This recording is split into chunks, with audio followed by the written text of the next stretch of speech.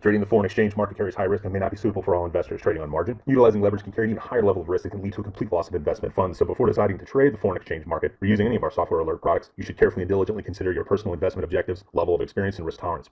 There is a possibility that you could potentially sustain significant loss. You should not invest any capital or trade that you cannot afford to lose. It is your responsibility to be aware of and understand all risks associated with foreign exchange trading and to seek professional advice from an independent certified financial advisor if you have any doubts. Auvoria Prime does not exercise trading authority over your trades. You and you alone exercise discretionary trading authority over every trade. All right, let's go. What's going on, everybody? 5 after the hour. Welcome to London session. I'm chilling out tonight. Tired of being at the desk. So you guys have noticed the last couple of days that's been kind of chilling out. All right. Solo Cup, we got Big Blue again tonight.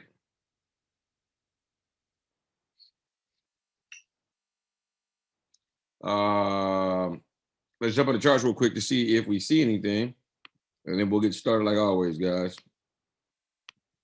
We'll get started like always. So, G pairs. Overall, still in an uptrend. Getting close to where they're in a downtrend, though. It's getting real close on GJ. We're still in a strong uptrend on GU. GCAD trying to push up. And we are actually in a downtrend on GCAD. GOD in a downtrend. GBP NZD. Shout out to GBP NZD. I called this sale last night. Some of you guys laughed at me, told me it wasn't going to pan out, and we got the drop.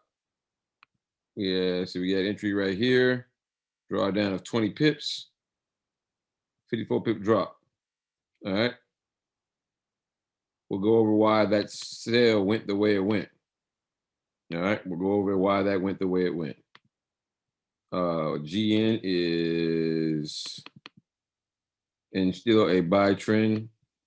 G Chef is in a sell trend. So we're at that point, guys. Again, the market makers have decided to turn the market. All right, let's go look at the euros real quick.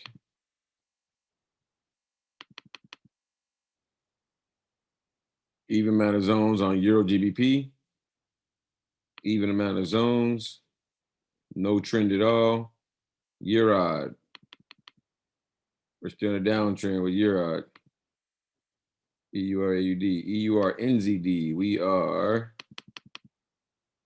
still on the down. Whoa, 1, 2, 3, 4, 5. 1, 2, 3. We actually got even amount of zones. Even amount of zones. And EURJPY. EURJPY, we're in an uptrend. Moving on to some of the extremes. Gold falling. Gold is in a downtrend. Just had a bag entry. Man, that's the second night we'd have missed gold. Golly. Bag entry for gold. Inside the money zone. 30 pips. Golly. 2 nights in a row we'd missed that on gold. Bitcoin. It's chilling. Still an uptrend. You guys know Bitcoin's been heading up. And Ethereum.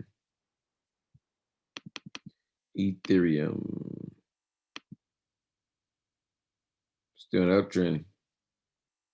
We'll keep an eye on that. Nothing right now. So let me stop sharing.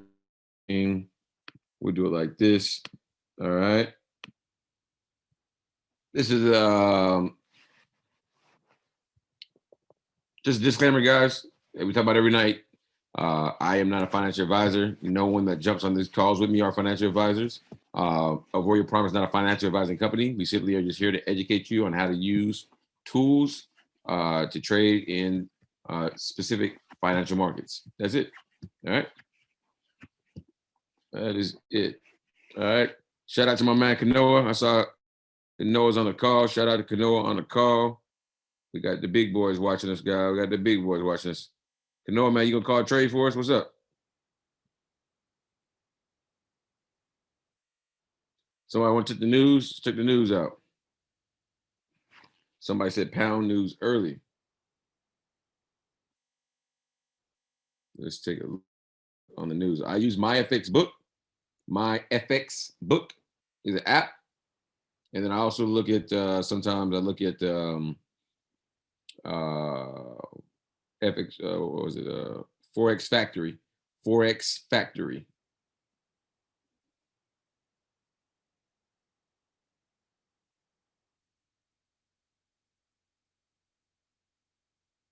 Blue juice, man. I wish I had some blue juice, man. We'd be lit on a cup if I had some blue juice in this cup. So G pair, pound pair news just passed. 19 minutes, we have some CHF, Swiss franc news. 49 minutes, we have some Euro news. All green folder though.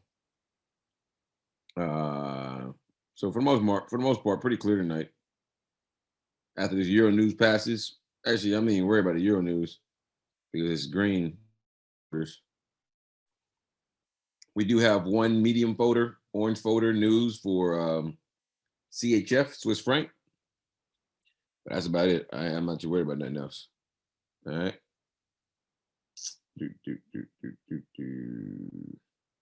All right, guys. So rules of the house.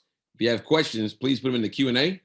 I cannot watch the Q&A box as well as the chat as well. All right. All right. Let's jump back on the chart real quick. Gotta have a blue juice, man. Similar to I die. Jump back on the charts. So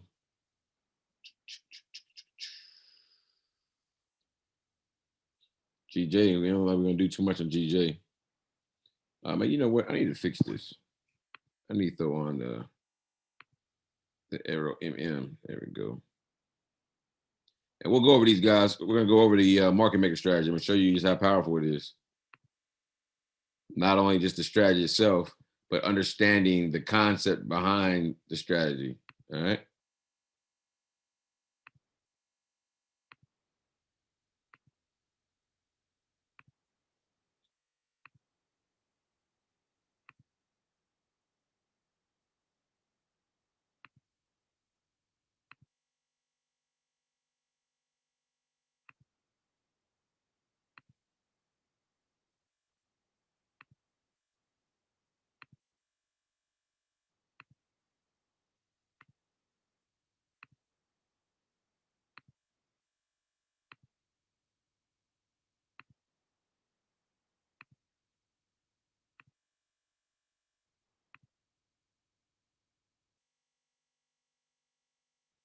Yeah, EJ had one.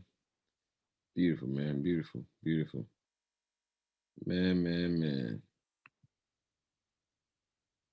So GU uptrend. Let's see what we looking like with the breakout. 28 pip channel. Nothing crazy. We are good to go on that one. So we need a break to the upside. Above that right there. We got the room to the next zone. 20, call it 23 pips. All right.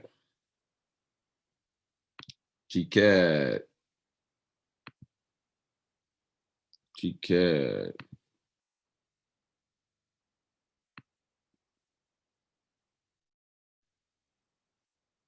15 pips. It already broke the edge channel, but it's in the zone, so we don't touch that. If it breaks the zone, do we have enough room to the upside to catch any pips? 15, not really. I won't even take the trade on that one. GI. Oh, GI looks nice. Nice and tight down here. Nice and tight. Nice and tight.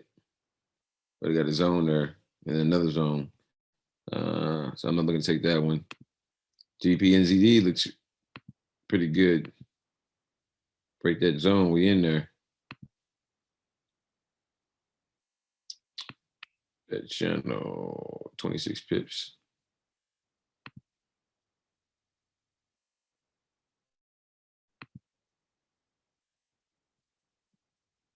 G Chef, not worried too much about G Chef.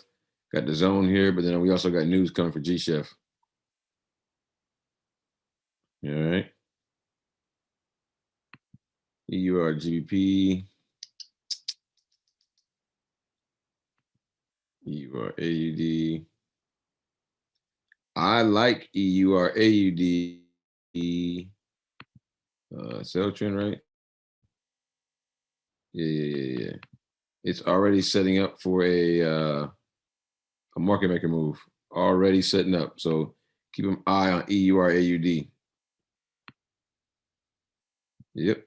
If we get a close on EUR AUD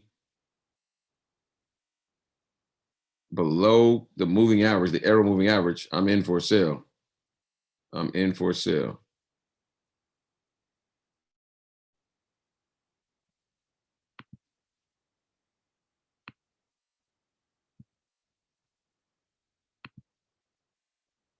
EUR NZD. Like it might be trying to set up for information. What's the trend on this thing? Oh, we got even zones. So even zones, if you have the same amount of zones, you need to check the two inner zones, the pip difference between the two. If you have 50 pips or more, you can take trades in both directions. There's only 46 pips, so close to 50. So we'll see how it pans out. I probably won't worry too much about EUR NZD. EUR JPY is in an uptrend. Gold falling off a cliff. Nice little bag entry. We missed that one. PTC uptrend, just had a bag entry, but we're in an uptrend. So Ethereum trying to break to the upside. Ethereum trying to break to the upside, which is strange because Bitcoin is, what's Bitcoin doing?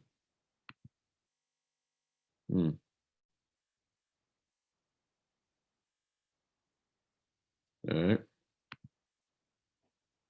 So the moves I'm looking to try to take.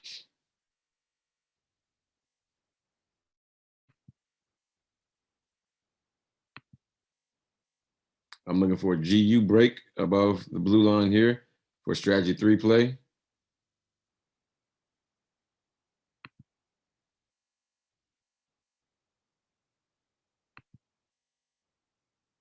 I'm looking for a GM break above the zone for strategy 3 play. So we got what, GU, GU and GJ, put them close together. GU and GJ for the break there. G Chef, we ain't worried about it. Got news anyway. EG, ain't messing with it. EA, yeah, EA, we're looking for close below the moving average. We might be getting that one real soon. That's gonna be a nice look. That's gonna be a market maker strategy right there. So strategy number 9 trade. Nothing there. Nothing there. Nothing really there. Gold just falling. Bitcoin chilling.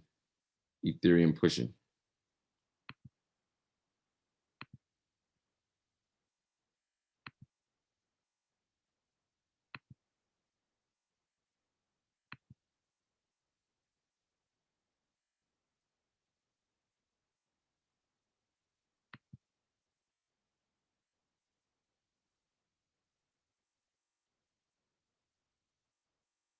Well, that's a beautiful one right there too.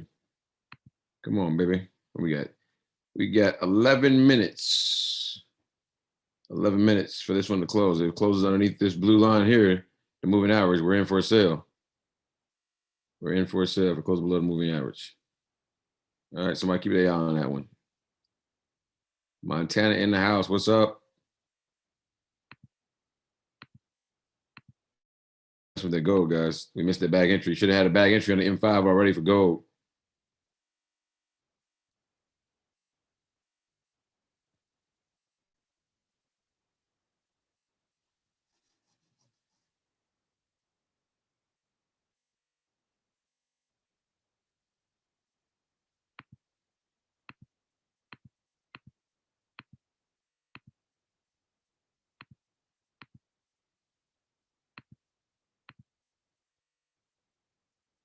All right, we got a shout out to Dante as call out yesterday.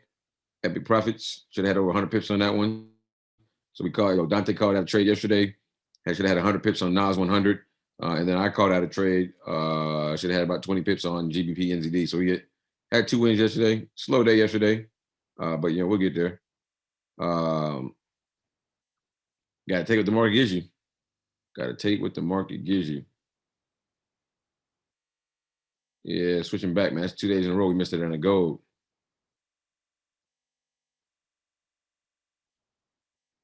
Someone, can you go over the strategy of AIRO? There are 9 strategies. There are 9. Which one do you?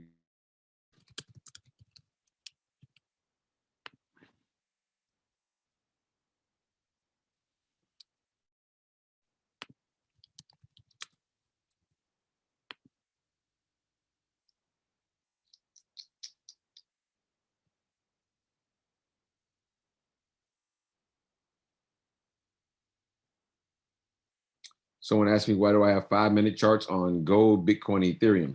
So the more volatile a pair is, the lower the time frame I utilize, because I want more, as you guys may hear the terminology, sniper entries. I want a precise entry because I don't want large drawdown.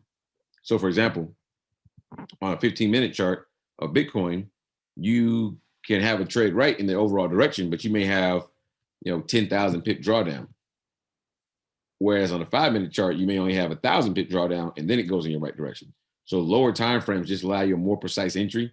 And so you hear people talk about it all the time, where they look at the overall trend analysis. They look at the 4-hour, the 1 hour, the 30-minute, the 15-minute to figure out, do I have a consensus of a buy trend or sell trend? And then they go down to like a 15-minute time frame, 5-minute, even the 1 minute to find their entry, because the lower time frames allow you more precise entries, which allows you to minimize your drawdown. That way you lessen the amount of risk that you take. So that is why I trade the more volatile pairs on the 5-minute.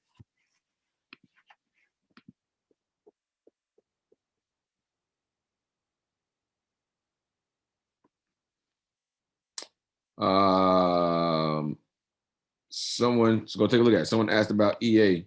So EURAUD for strategy 9. So it already gave us an entry right here. So we should have been in this trade. If you're already in this trade, you're in this trade right here for the, had a little drawdown, 50 pip drawdown, it's come back down. There's no difference. I was not on the charts when this happened, but it's presenting itself again here, and you're seeing what? And at the same time, you're getting what? I also see an additional confirmation. What is that right there? Sloping down. We're in a what? We're in a downtrend. And I have a what?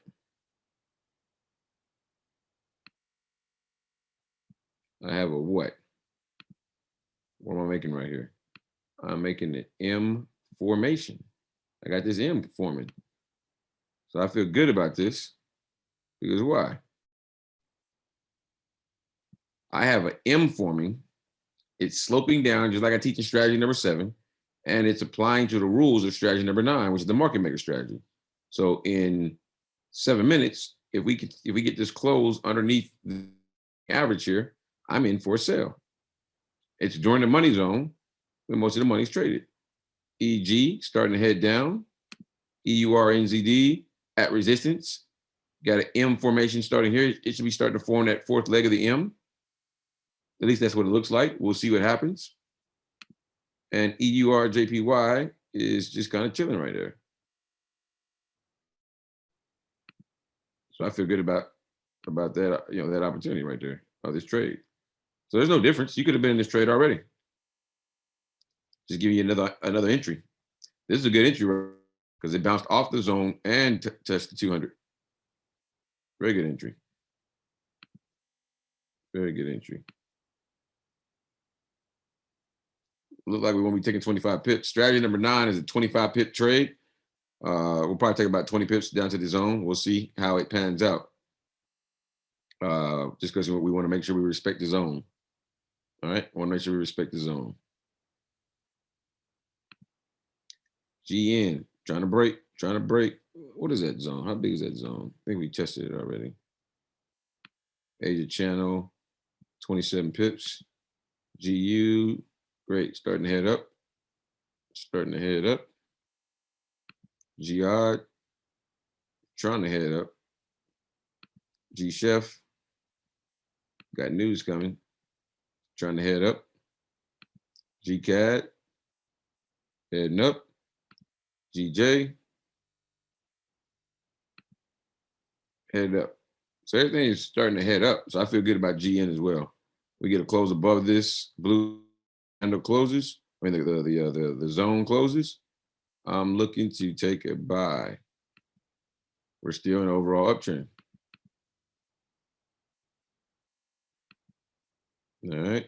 So two potential trades. Two potential trades, guys. Two potential trades. Looks like we potentially could get into a GBP NZD buy and then an EURAUD sell, which is another confirmation because typically your euros are going the opposite direction of your pound pairs. All right. Correlation. Going opposite direction. So I feel better about that. Feel better about that. The pound pairs are all of them are starting to push up as far as the price goes. And opposite trades of a pound pair and a euro pair. This trade here, strategy number 9 setup, plus a you got information, which is leaning down for a sale, just like strategy number 7. Feeling good. Feeling good. GBP NZD may not make it. We'll see what happens. We got 4 minutes. We got 4 minutes.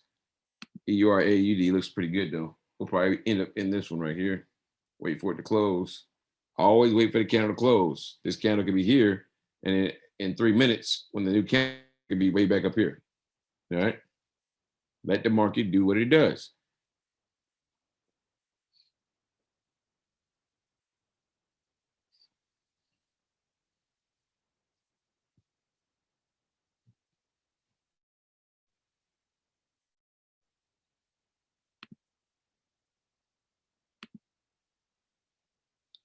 Zone disappeared on Ethereum.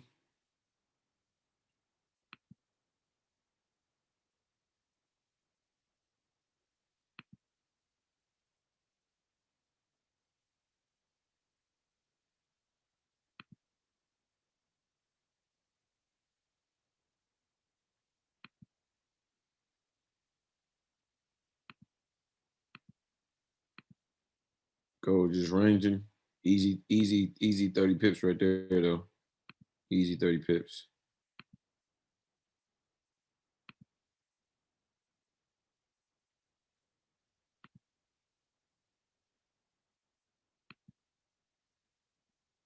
GN trying to push. GU pushing up. GA kind of chilling. G Chef pushing up. GCAD still pushing up.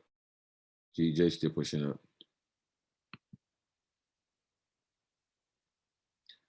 We got zones here though, but everything's pushing up, so I like it. But we do got zones. We do got zones. Only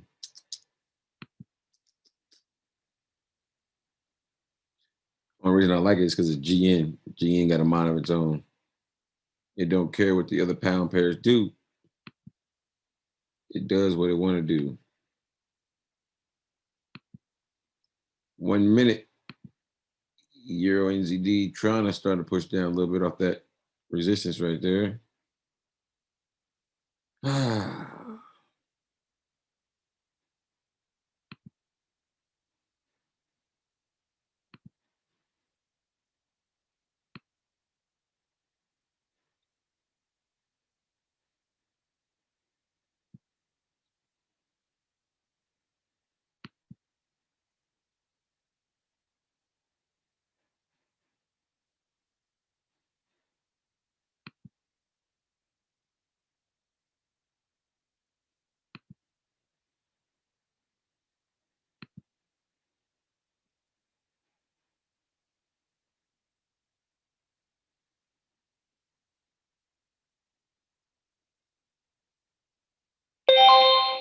I'm in the sale, guys.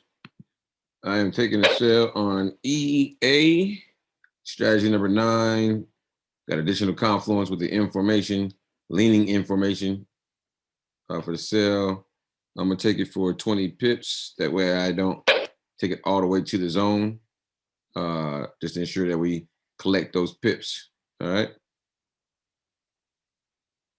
And then my stop loss is gonna be identical, 20 pip stop loss.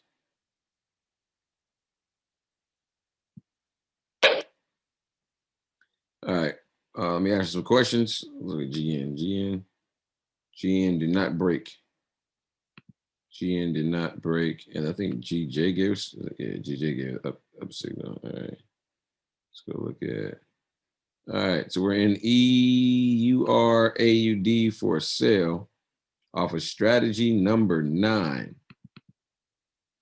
Strategy number 9.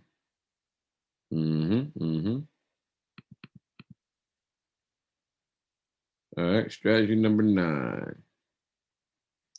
Let me ask some questions here.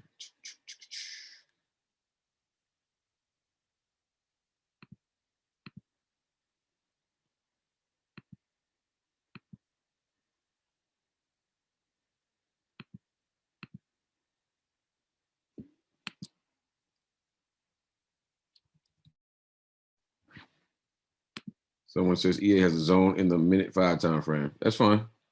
I don't look at lower time frames, guys. So everyone trades differently. We talked about this last night. The peekaboo strategy everyone keeps wanting to bring up. I don't trade that way. It's not my way of trading. All right. So everyone trades differently. That was brought up last night with the GP NZD, and we worked out fine. So just keep that in mind. There's multiple ways to trade. Multiple ways to trade. All right, multiple ways to trade. Let's got some more questions here.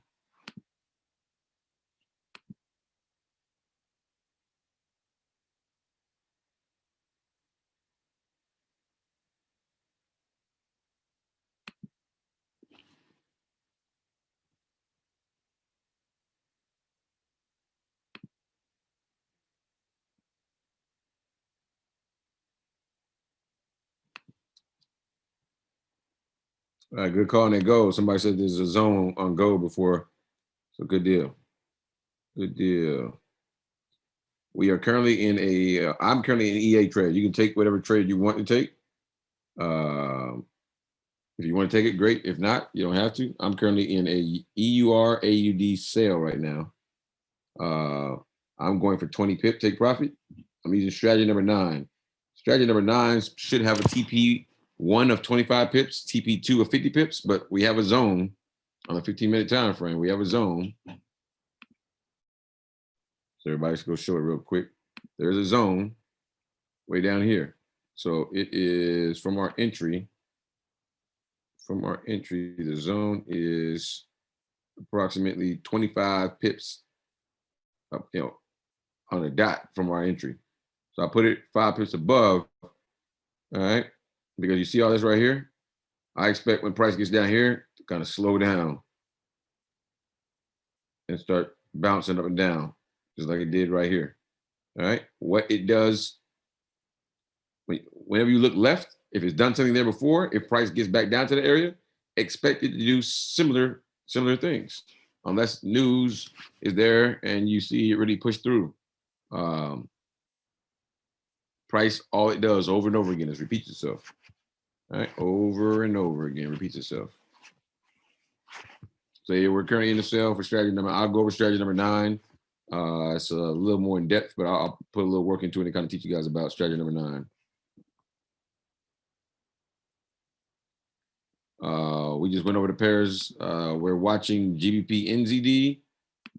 Let's go back on here. So someone asked, what pairs are we watching for potential moves? We're in EA. We're waiting for strategy number 3 breakout for GBP NZD for buy. Same thing for GBP USD. Well, never mind. GU is out now. So that one's out. Unless we just get a breakup. So we'll wait. I'm sorry, it's still in. We're just waiting for it to break the blue line. Blue line is just the top of my Asia channel.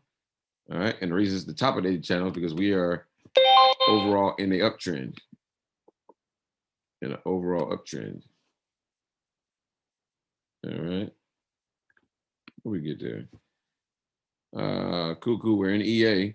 On the 5-minute time frame of EA, we just got a down arrow. I'll click on that one there. Boom. We just got a down arrow on the 5-minute time frame of EA. So just more confluence, guys. More confluence that we're in a sell. So those are the only three we're looking for: GU, GN, EA. We're in EA, and just gonna chill out. Wait for another setup. Bitcoin.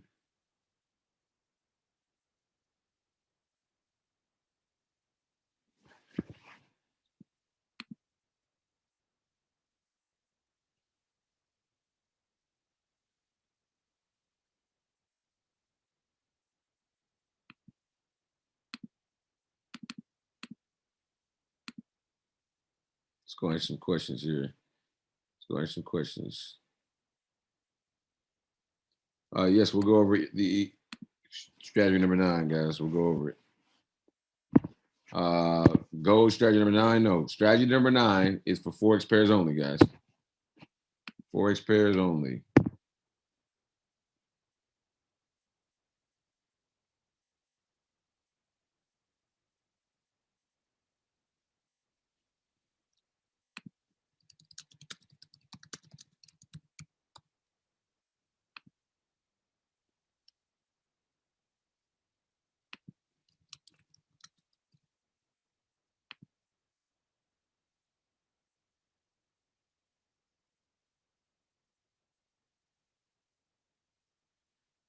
So someone asked a good question.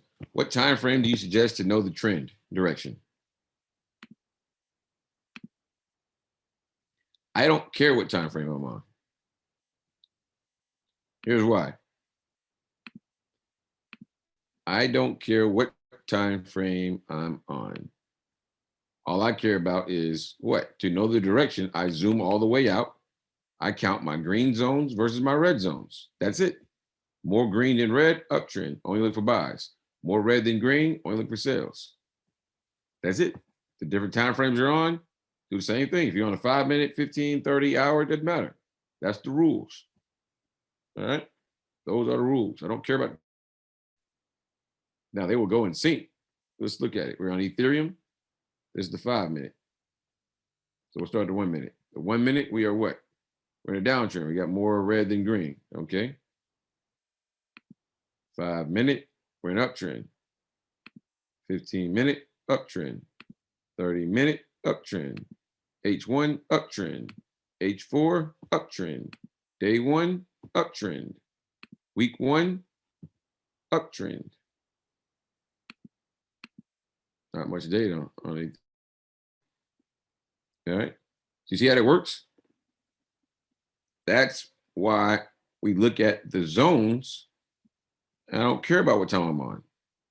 Because guess what? The software is created to help you stay on the right side of the trend as you go to the higher time frame. The higher time frame is stronger. Anything from 15-minute up is great. When you're below the 15-minute, trying to identify the trend is tough. 15 and higher, unless you're on a very volatile pair, like your Bitcoins, your Ethereum, your gold, your indices. All right. So follow the rules. Go watch the videos. They keep you in line. If you don't believe me, let's go look at something else. Let's go look at gold. So gold on the 5-minute, downtrend. I'm sorry, it's the 15-minute.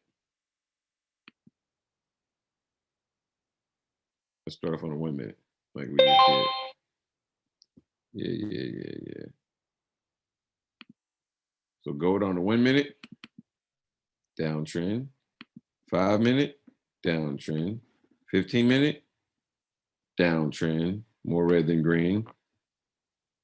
Even on a 30, H1, downtrend. H4, downtrend. Day 1, uptrend. All right. Week 1, uptrend. You see how most of them correlate together? That's the software, is how it works together.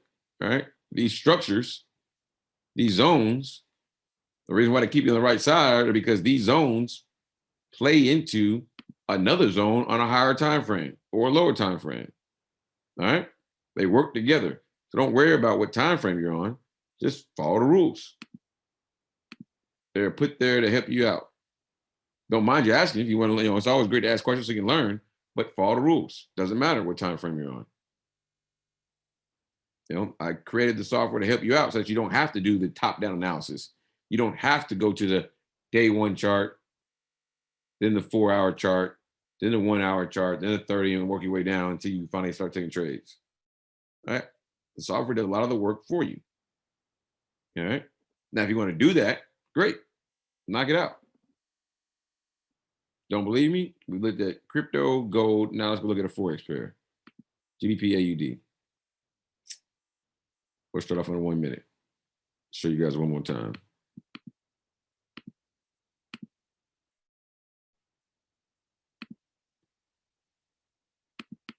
One minute, uptrend, 5, downtrend, 15, downtrend, 30, uptrend, H1, uptrend, H4, downtrend, day 1, uptrend, week 1, downtrend, month, downtrend. They're a little bit over the place, but for the most part, the consensus is a downtrend. There's more downtrends on the actual different charts, time frames, than there are uptrends, which should tell you the overall consensus is down. So just follow the rules. Take your strategies based off of the rules. All right.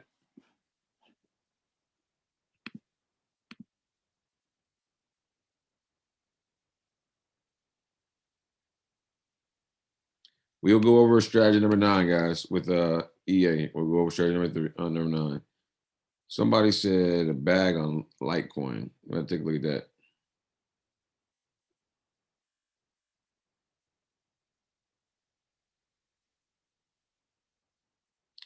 Someone asked if I have a time clock on my MT4. I don't have a time clock. I have a clock on the VPS down here in the bottom right-hand corner. Also, I got a Mac, so I can put my mouse to the very top and get the little drop down to see what time it is. So my computer lets me know very easily. But that's about it. So in the bottom right-hand corner of your VPS, you should have a time. You should have the time. All right.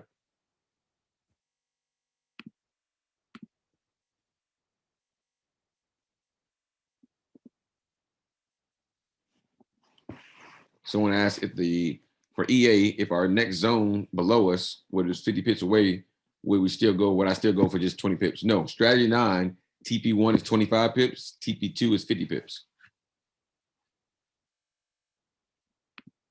So if I had more room, I'd take more pips, but we didn't have it. What is the stop loss? Stop loss for the strategy number 9 is 25 pips. If you guys are asking these questions, you didn't watch the video, please go watch the video. You're paying for it. Go watch the video. All the information is there for you guys.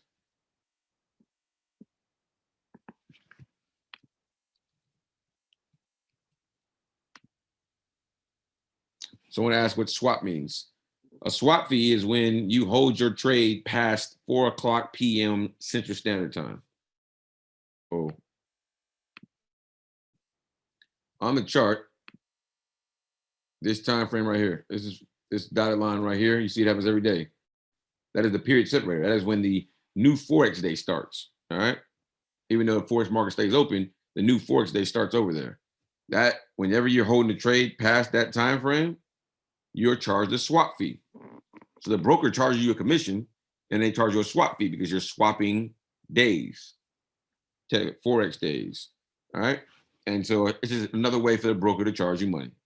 That's all it is. And so, yeah, that's how it works. That's it.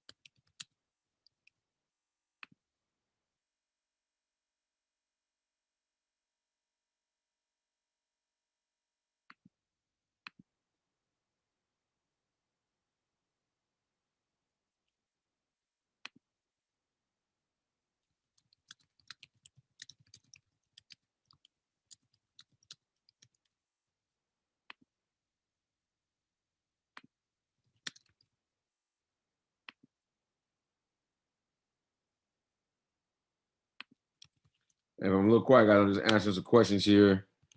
For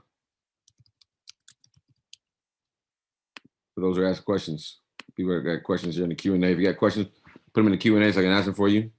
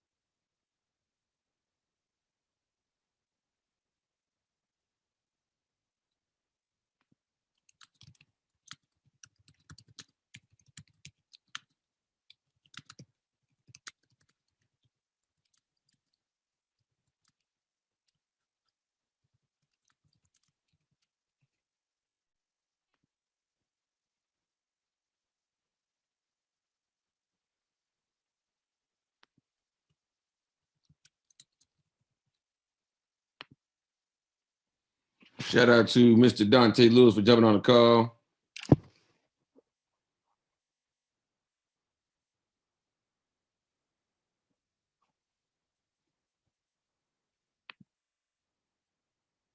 Currently, we're only in one trade right now. We're in EA sell using strategy number 9. Down about 3 pips right now. Just chilling out.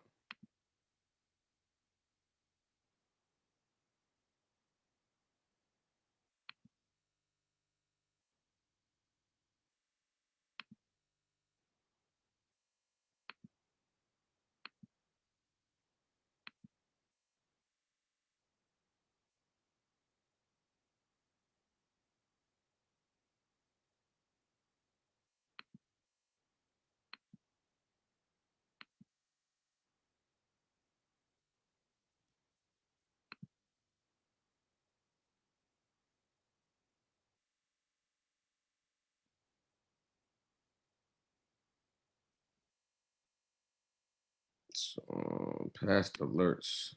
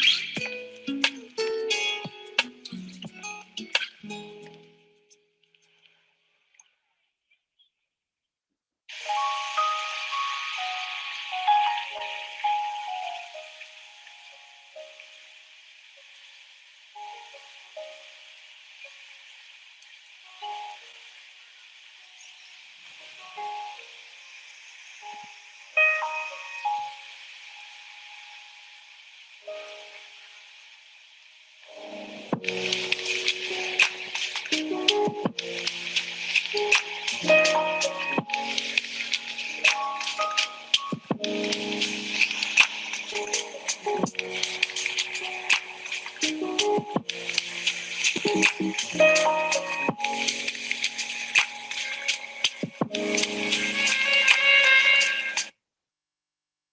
right, guys, we got most of the questions answered here. Gonna go here and we'll talk about strategy number 9 and kind of give you guys some history. I won't say history, but kind of just some teaching on the market. All right, so about 3 pips down right now. Let's go find an easier setup real quick so I can show you guys.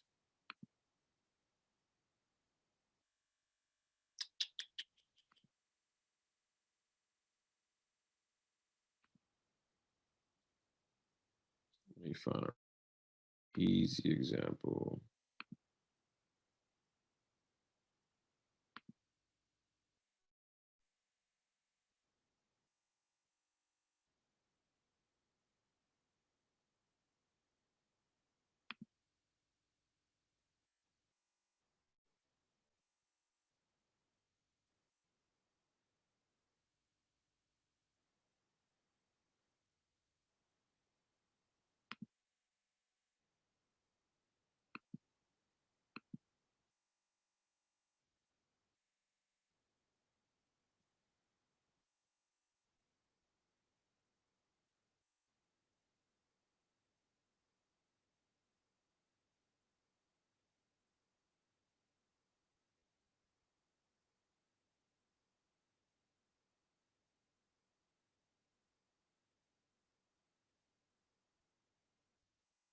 All right, here's a pretty good example right here.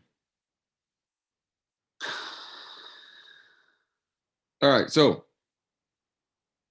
strategy number 9, the market makers. Market makers, again, well, I'm not gonna go too detailed, but the market makers have 2 jobs. Their number 1 job is to match buyers with sellers, because every person that puts a buy on for the seller and vice versa, every seller is a buy, they gotta match the orders together. All right, that's number 1. Number 2, they create the bid and ask. What is the bid and ask? If we look here, there's a red and white line with price. That's the white line is the bid. So if I hit sell right now, it'll put my sell exactly where my bid line is at. And if I hit a buy, it'll put exactly where the ask line is at, because the ask line is the red line. All right, bid and ask. Now, they create the bid and ask. So if they move the bid and ask higher, guess what? Price goes higher. If they move the bid and ask lower, price goes lower. So guess what? They are the ones moving the market. They make the market. They're called market makers. All right. They trade all the sessions we trade, and their job is to move the market. All right. Now, their job is to move the market in such a way as to be profitable. Therefore, they need to move the market in ways that we don't quite understand as retail traders, so that they can fake us out and take all our money. I will explain why and show you why as well.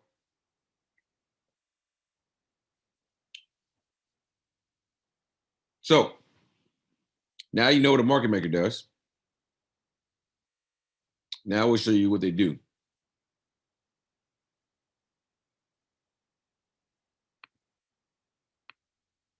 Look at this right here. Price is going down right now. We're going down, down, down, down. We level out right here. New day starts, and then guess what? Let's zoom in. Let's zoom in. Somebody keep an eye on that GN. We might have to get in this GN buy here in a second. We got 3 minutes left.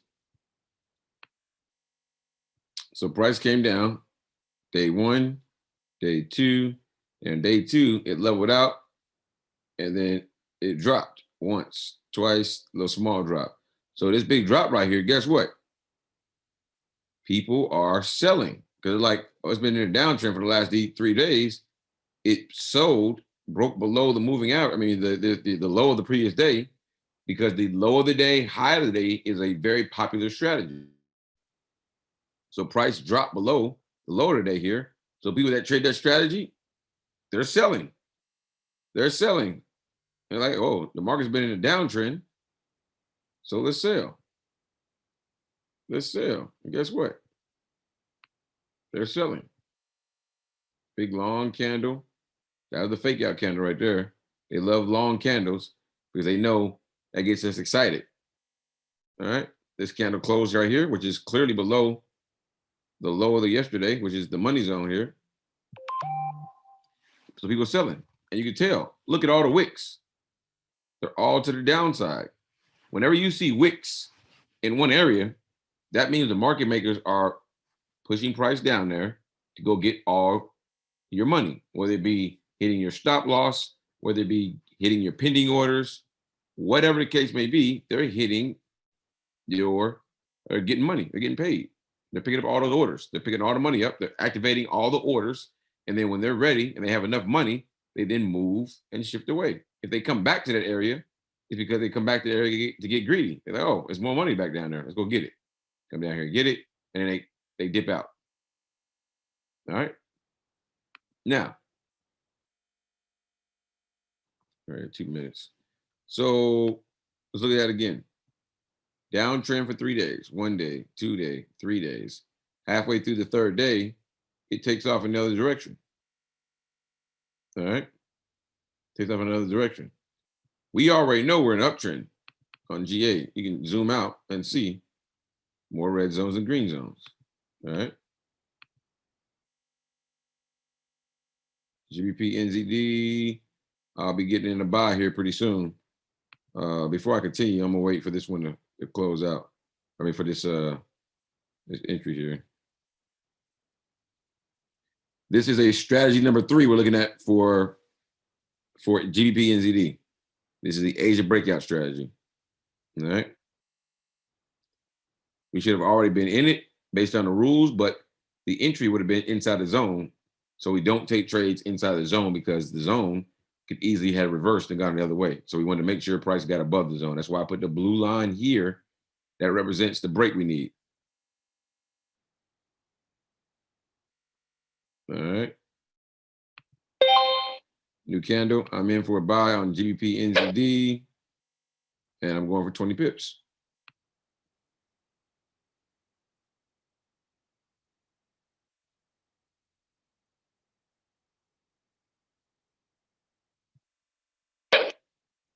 All right, so we're in an EURAUD sell and a GBP NZD buy.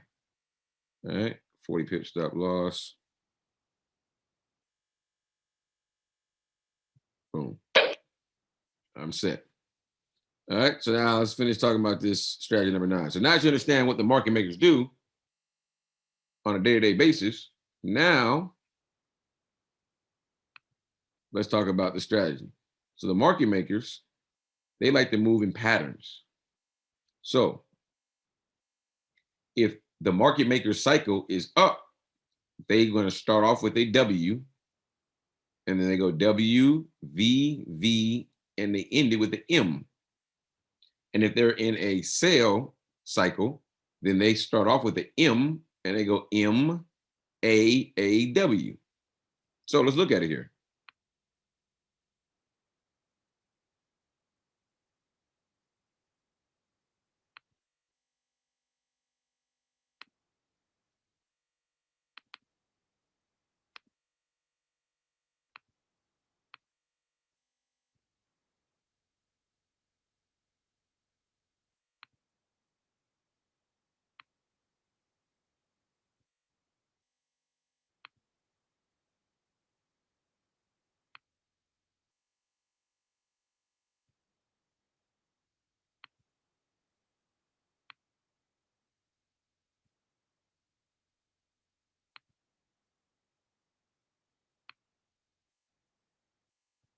There's our W.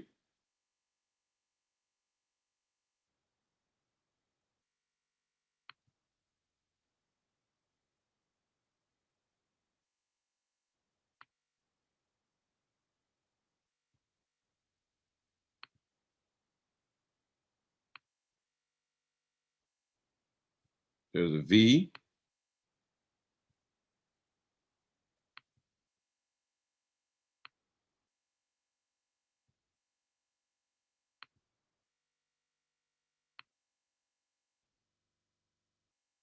another V,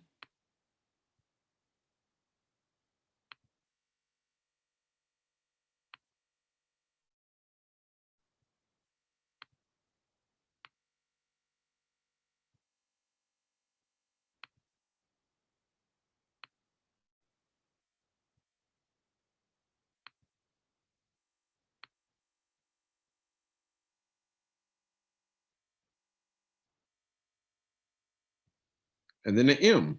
And then look what happens. The market reverses and heads down. All right. W, V, V, ending with the M, it hit resistance, and then market went from going up to doing what? To then reversing and heading down. Steady move up to a reverse. WVVM, that's the market maker's upward cycle. Now, here's what they do along the way. They fake you out along the way. So look at this here.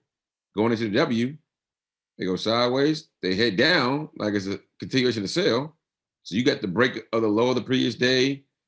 Your Fibonacci, may have lined up properly. Your 50 MACD cross, all the strategies they teach you all get activated.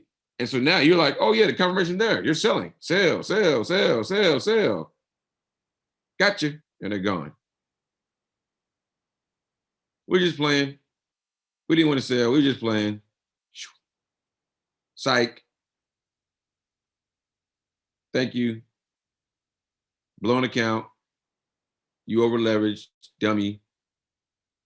Whatever. They're sitting there laughing all the way to the bank because you didn't understand the cycle of the actual market. Or I didn't understand the cycle of the market. I just learned about market maker last year. It blew my mind. When I first learned about it, it blew my mind. It pissed me off at first. Because I now started to understand why I was losing certain trades. All right. Now I understood why I was losing certain trades. And it made me mad. But once I learned this, I now start to understand and see what? I start to understand and see what the market is doing. And because I can see what the market is doing, I have what? I have a better opportunity of being on the right side of the market. So this is GBP NZD. I came here for a reason.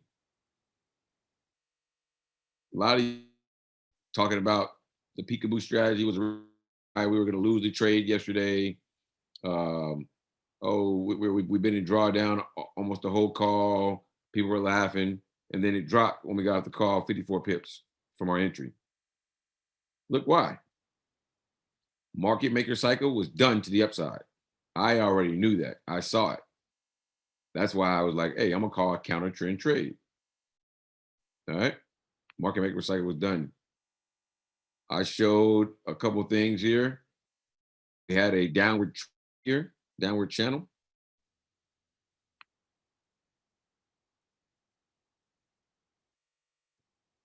At the time, I drew it like this.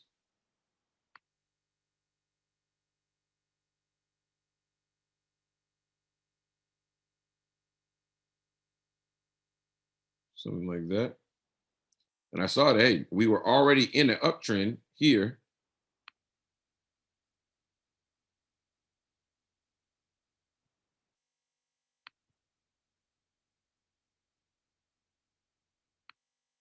We were already in the uptrend right here.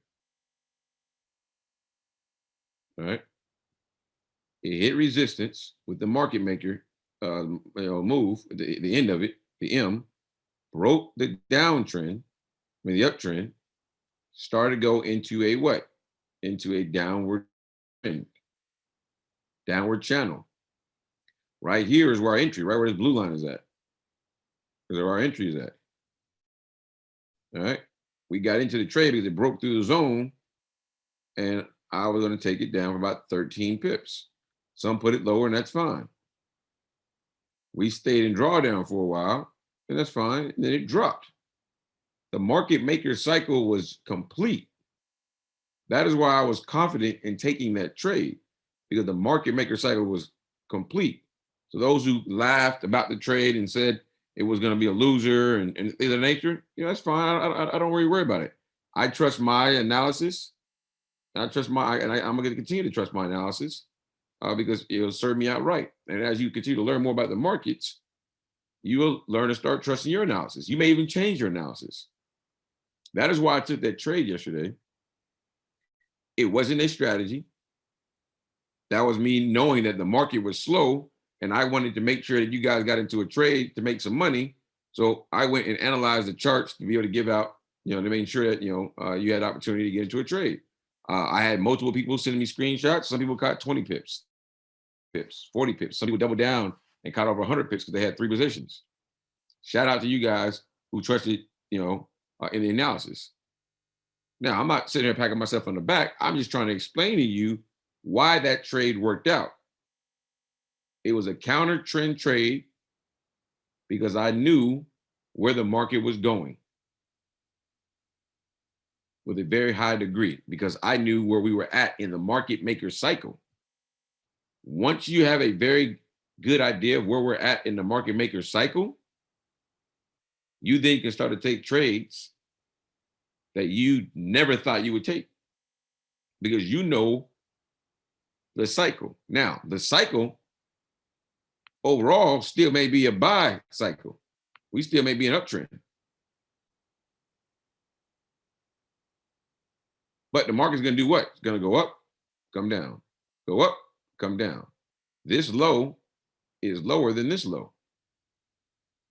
That's why we're still an uptrend. But the market makers, they're only going to push the market 3 to 5 days up, 3 to 5 days down, 3 to 5 days up, 3 to 5 days down. And sometimes they'll cut it short because of news. All right? Because of news. Typically, the market maker cycle is going to last about 3 to 5 days. And typically, it's going to be about 3 times the ADR. So once we get ADR added to the charts, you guys will be able to use that. ADR is average daily range. What is average daily range? Average daily range is just that, the daily range on average for a Forex pair or any pair you're trading. It's how many pips a pair moves on average every day for a certain frame. Typically, the average looked at is over the course of 10 trading days, which is 2 weeks. And that will give you a roundabout answer. So if the ADR, let's say for GBP NZD is 100 pips, then typically you have 300 pip move up, 300 pip move down, 300 pip move up, 300 pip move down. It's not an exact science, but it gives you a good roundabout. Typically, you'll get closer to the 300 pips or whatever the 3 times your ADR is in the actual overall trend. So since the overall trend is up, in the market maker cycle up, you see it's bigger than the cycle down. This cycle up is bigger than the previous cycle down, and this cycle's down because the overall trend is up. Therefore, the market maker cycle in the uptrend, which is the overall, which is for the overall trend, is going to be a little higher. All right. So, you should expect to not see a 3 times ADR move in the opposite direction of the overall trend, if that makes sense. All right. That is how I knew with very high degree that we were going to be able to catch some pips on that sale on GBP NZD yesterday, because I knew where we were at in the market maker cycle. All right. Currently, we are up 10 pips in GBP NZD, and we're down 7 in EUR AUD. We were just down 1. Boy, EUR AUD playing games with us. Come on, baby. Give us that push down. Pound pair is moving up. Euro should be moving down. Look at that. Euro GBP just tanking. That's what we want. Euro NZD, it's trying to push up because GBP NZD is pushing up. And then Euro JPY is starting to try to push down. So I feel pretty good. EUR AUD. Let's get that push down, baby. We need that push down. We need to push down. Now, to go back to GBP NZD, we're going to talk about the strategy now. So now that you know a little background on the market maker cycle and how it works conceptually, now we're going to do what? Now we're going to implement the strategy. All right. So let's go look at a different pair. Let's go look at a different pair. All right, cool. Here's one. So the rule is you want to add the 200 moving average to the AIRO chart. So this magenta line is the 200 moving average. All right. And you want to take the trade with the trend. So if we know that the overall trend is what? Is up, we're only looking for buys. All right. So number one, you want the trigger. What's the trigger? The trigger is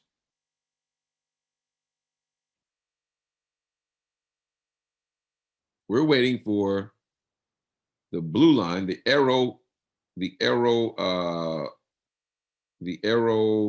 moving average to cross above the magenta line, the 200. All right. When that happens, we now have our trigger. Next, we do what? Next, we wait for price to do what? Wait for price to come down and fake out. So right here, you see here, price came down. Overall trend is up. We had the fake out here, W formation, went up, came right back down. That's the fake out right there. All right. The blue line is above the magenta line. So we're good there. When price, it's shouldn't be too complicated to explain. We're in an uptrend. So you want the blue line to be above the purple line, the magenta line. All right. You want price to come down to touch or go below the 200 moving average and then come back above both the 200 and the moving average for AIRO. And then guess what? We put our buy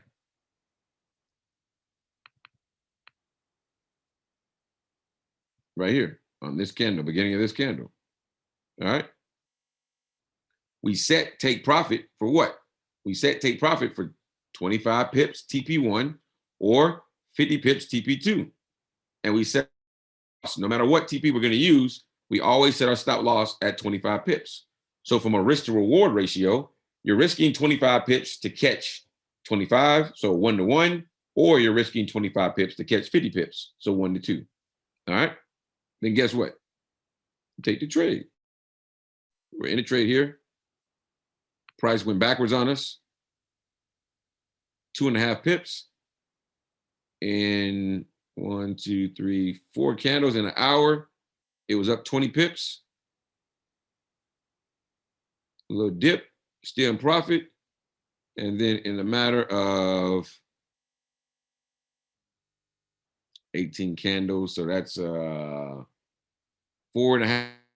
hours, we hit 31 pips. We hit our 25 pip goal with only a 2.5 pip drop. Don't believe me? Let's go find another one. Matter of fact, I'm going to pull a pair out that I don't trade.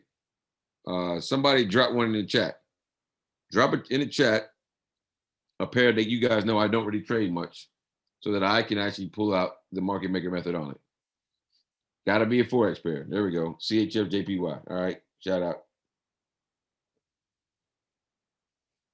CHF JPY, NZD JPY. All right. Let's go look at it. Taco Tuesday. That USD peso. We're currently up 11 pips on the GBP NZD Asia breakout. Waiting for it to hit the TP. And we're down about 4 pips right now in strategy number 9 for EUR AUD. All right. So CHF JPY.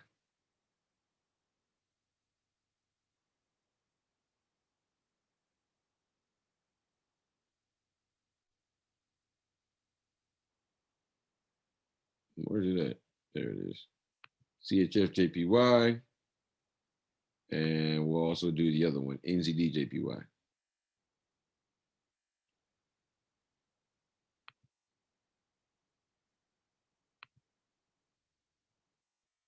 All right, 15-minute time frame. And another reason why I love the 15-minute time frame, guys, the market makers trade on, guess what? The 15-minute time frame.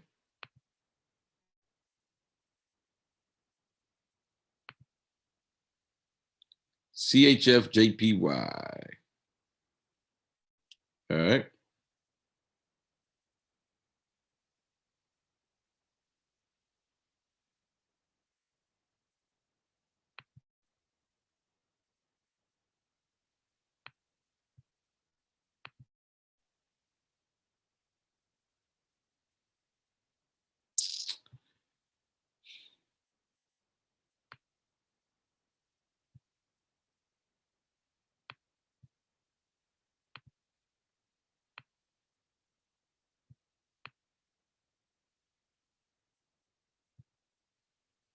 We had a cross here.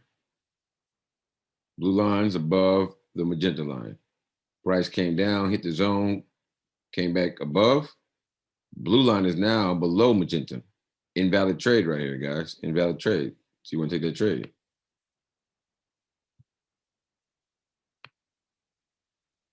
But as you see here, what are we looking at? The overall trend is what? Overall trend is up, right? Overall trend is up. So guess what? We're up, we're up, we're up, and then we pull back a little bit. And then we have a big push down. So guess what? Everybody's screaming, sell, sell, sell. The sell, the buy is over with, sell. Price came down here, touched what? Touched the 200 moving average. Now we're doing what? That's the fake out. Now we're waiting for it to do what? Now we're waiting for it to close back above the AIRO moving average, which it did right here. So we put a buy in right here.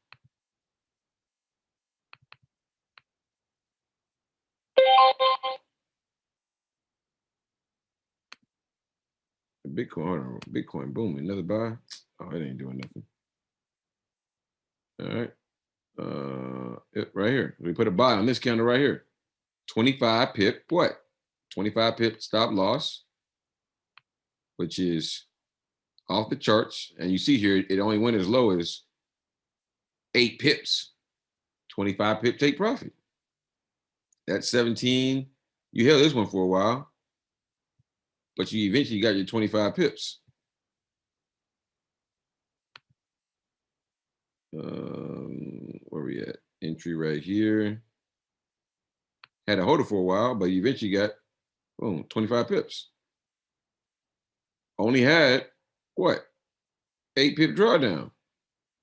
25 pip take profit. You're done. That's it. I don't trade this pair, but I know how to apply the rules to it.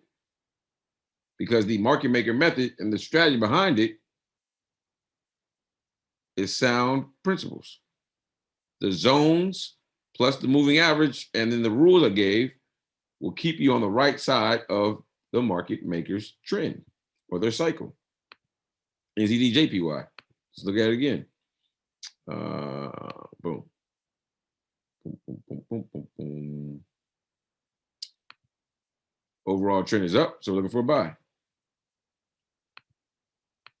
So let's go further back. Let's go further back.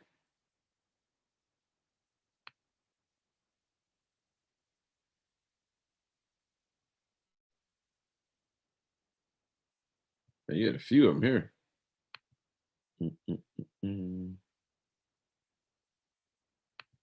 Price came down. Boom, boom, boom. Blue lines. We already know the overall trend is up. Blue line, AIRO moving average is above the 200. Price came below it, touched the 200, came below it, came back above, closed above it. The AIRO moving average, the blue one, we're in. That's 31 pips right there. Done. Guess what? Did it again. Came back, gave it to you again. Came back below.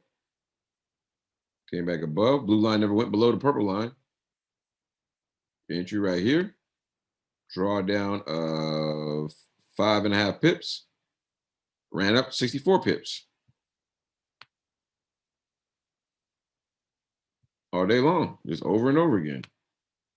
Came back down. All right. Cross over here. So now you know you're just waiting for it to cross back above. So cross back above here. So now you know that the market maker strategy is in play.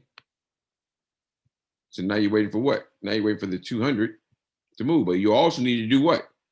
Keep your eye on what? Your WVVM, because that's the cycle for the buy. All right? That's the cycle for the buys. You have to keep them both in line. Once you know where you're at in the cycle, then you know where the direction of the cycle is going. The zones will help keep you on the right side as well. All right? That's how it works. That is how it works.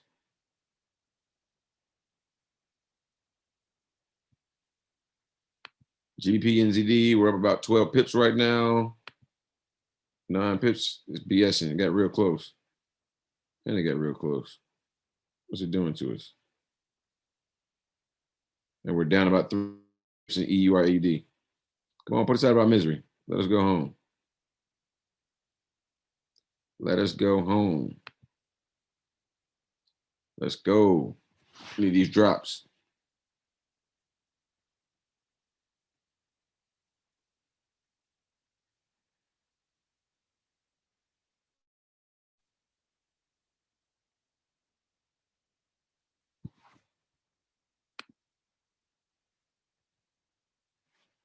Need these drops. Come on, we need a drop.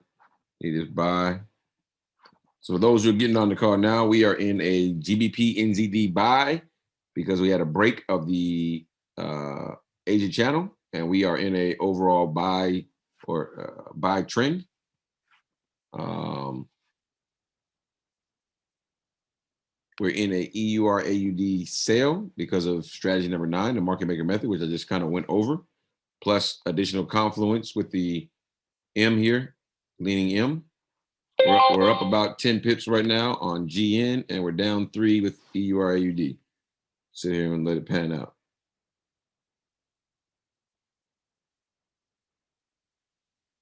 BTC is blowing up. Got to break of that zone on BTC.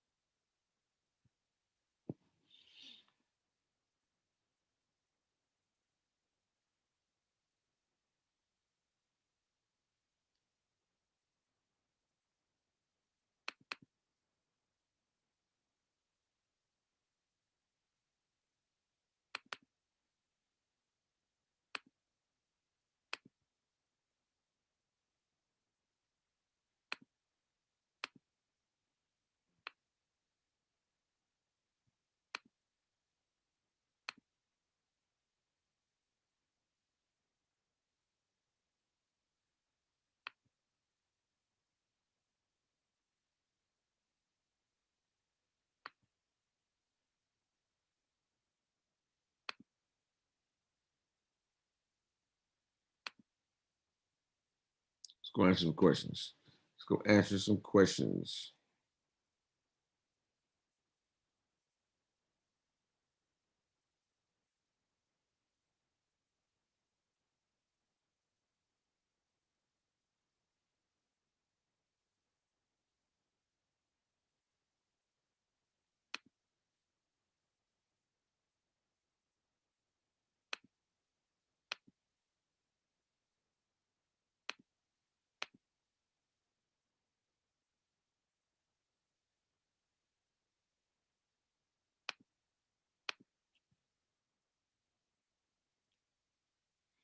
All right, so Douglas asked a great question.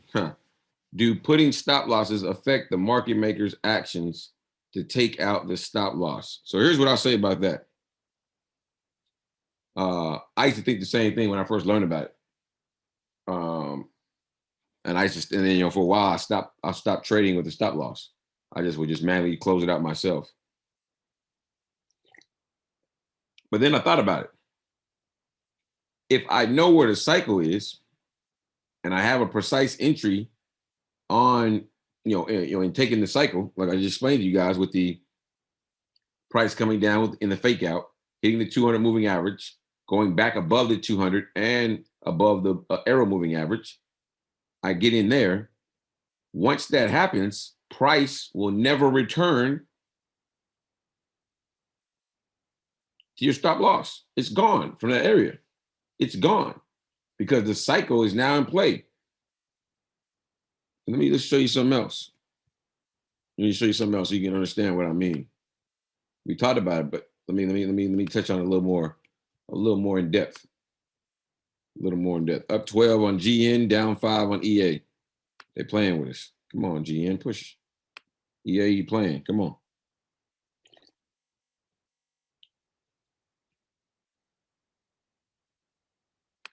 GN.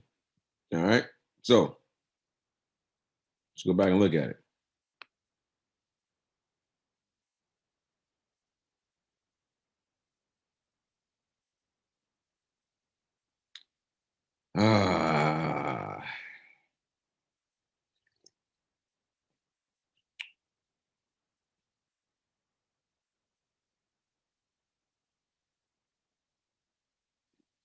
Let me find another example.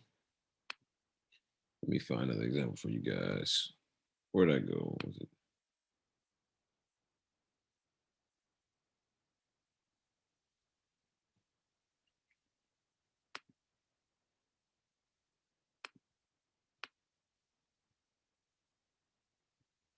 All right, great. Like I talked about the wicks, guys. There's another example that you know you're on the right side. We already know, we already saw we're in an uptrend on GBP USD. Price came back down here, you know, it's going sideways. And typically,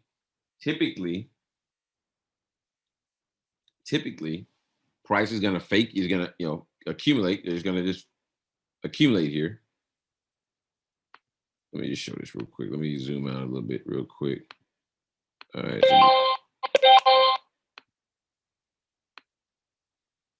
All right, so we're in an uptrend. We saw that. We're in an uptrend. Zoom out all the way.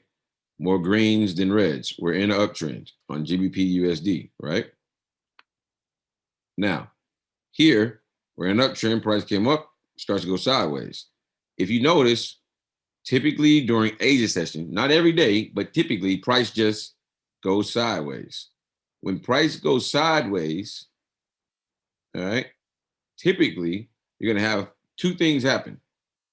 Typically, you're going to have a fake out, breakout to the upside, and then it's going to shoot down. So those got in the break, they got in early, price shot down, they got their stop losses hit, or they panic and just close the trade out. Then guess what? Then the price went the right direction. Have you ever been trading during Asia session, bought the trade or sold it, the price immediately go the opposite direction, stops you out, or you freak out, and then guess what? And then you go to bed mad, and you wake up, and the next day you see that price went the right direction, 200 pips, and you're like, I should have held it. It's the market makers. That's what they want you to do. Happen to me all the time. So when you see this is the perfect setup. Asia session, price is ranging up and down. You're either going to have a fake breakout, pullback, and then the actual trend really starts. Or you're going to just have a ranging, fake out to the downside. So now everyone thinks that the buy trend is over with, sell, and then the fake out. When that happens on the fake out, people now are changing their mindset. They're like, hey, we're now in a new trend. No, we're not.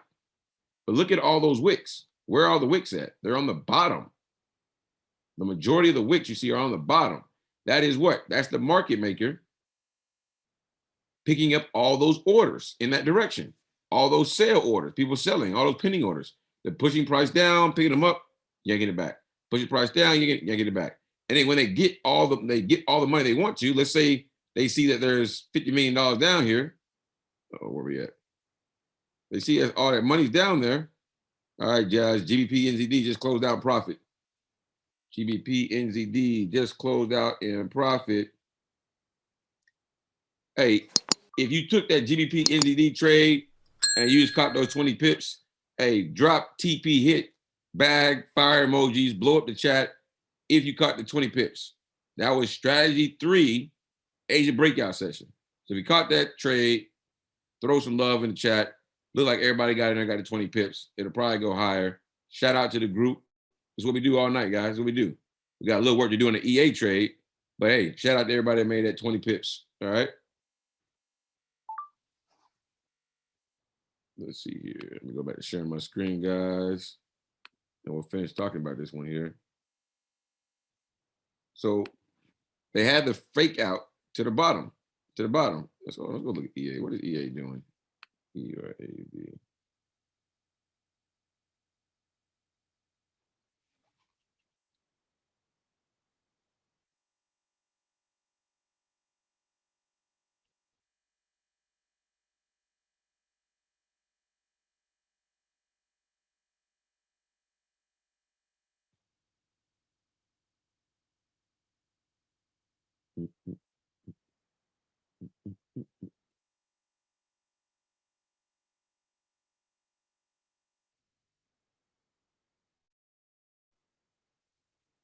I believe Euro news is over with, but it was only green folder news. Euro GBP still pushing down. Euro NZD is pushing up because, and then Euro JPY is doing nothing. All right. Euro AUD. No real news here. All right.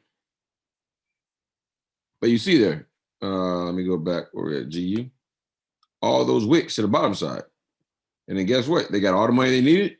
And then you see here, they got all the money they needed. 1, 2, 3 pushes, 3 candles, and they're out of there. Now, those 3 candles right there, let's go look at them. Those 3 candles are a total of 23 pips. You about 23 plus pips in the hole, you're going to hold it. Like, I'm going to hold it. Because most people have what? Most people have a 30 pip, 40 pip, 50 pip stop loss. Some have a 100 pip stop loss. They get a little crazy. So you're holding it. At that point, it's gone. But guess what? We're on the right side. Sideways movement, fake out, touched the 200, came back above both.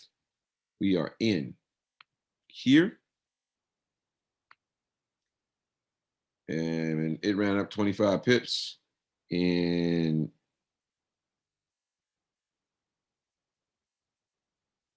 less than an hour. Less than an hour, we had our 25 pips. Did it go 50 pips? Sure did. But we got our 25 pips in less than an hour, though. All right. All right. Let's answer more questions. So it's all about, looking at those wicks as well. When you see those wicks, you know that they are out there doing the thing. They're collecting contracts. That's all they do. They collect the contracts. They're collecting the contracts. That's it. Picking up orders, making sure that people get locked into the actual trades. All right. Make sure people get locked into the trades and lock them in.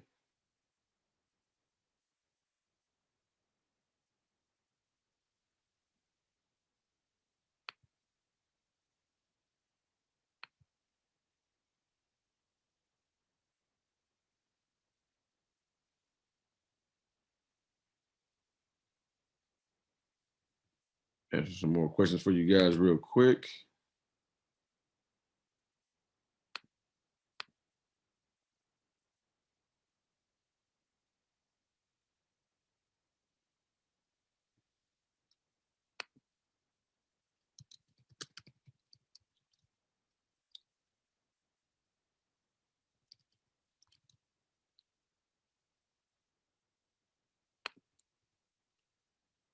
Turn on a little music, guys, while I answer some of these questions.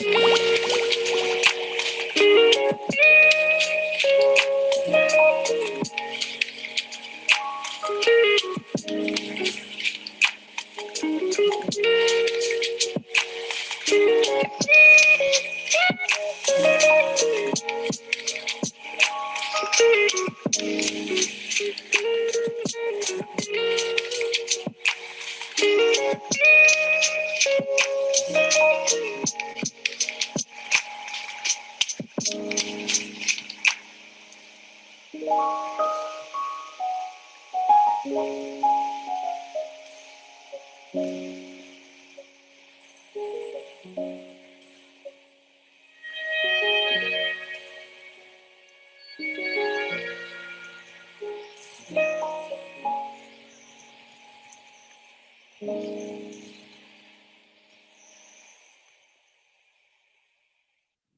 I got like 23 questions here. We got 291 people on the call. We just caught 20 pips on GN and a little drawdown on EA. Let's take the time. Hey, go ahead, guys. Get to the your restroom breaks. Grab something to drink, something to eat, whatever. We got about another hour and 22 minutes on the call, and hey, we're gonna make it happen. So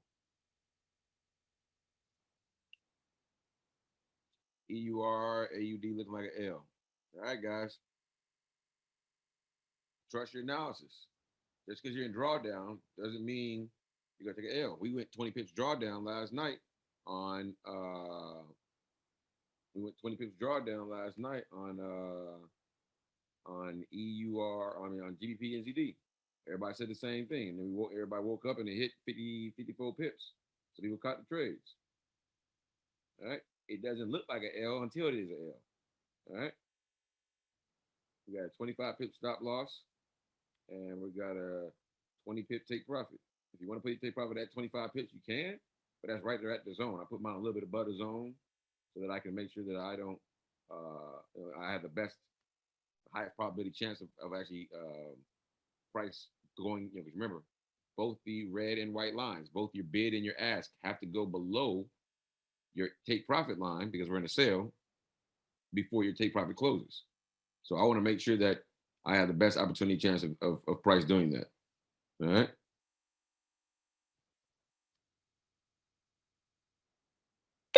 So until EURAUD, do not doubt it. People doubted that last night. Hey, we made money. Now, if we lose, we lose. I mean, that's what happens. You trust your analysis. You take your trades. No one wins every trade. Trust your analysis. Take your trades. All right. That's all you can do. That's all you can do. That's all I do. I think we've done pretty well here on we've done pretty well here on London sessions by just trusting our analysis, taking our trades. Somebody said NOS bag on the 5 minute. I don't really trade NOS. We go look at it though. Let me pull it up real quick.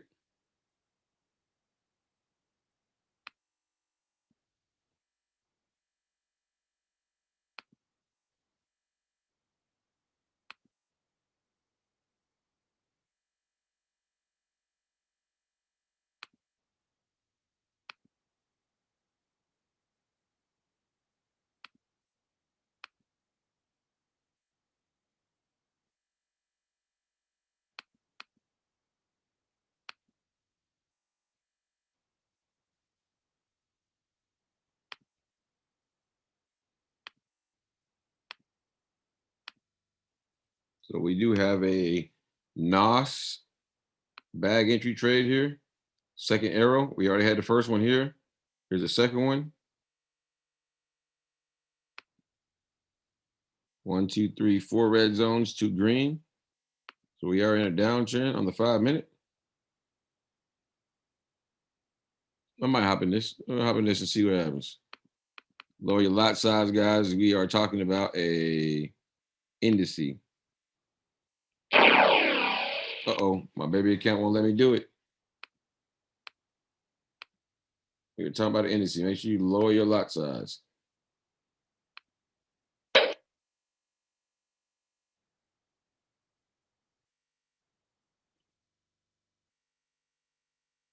Typically on indices, I go for about 50 pips. That's always been my thing when I scalp. I'm scalping for about 50 pips.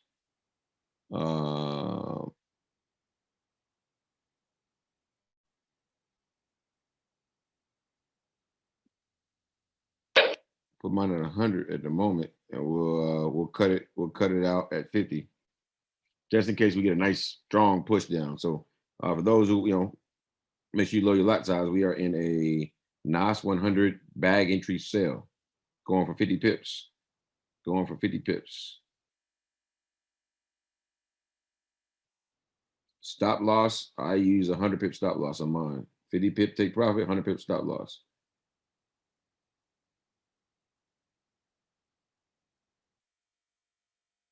I believe I've got my stop loss at 100. At 100 pips right now, just in case we get a big push. But I'll be closing out at 50.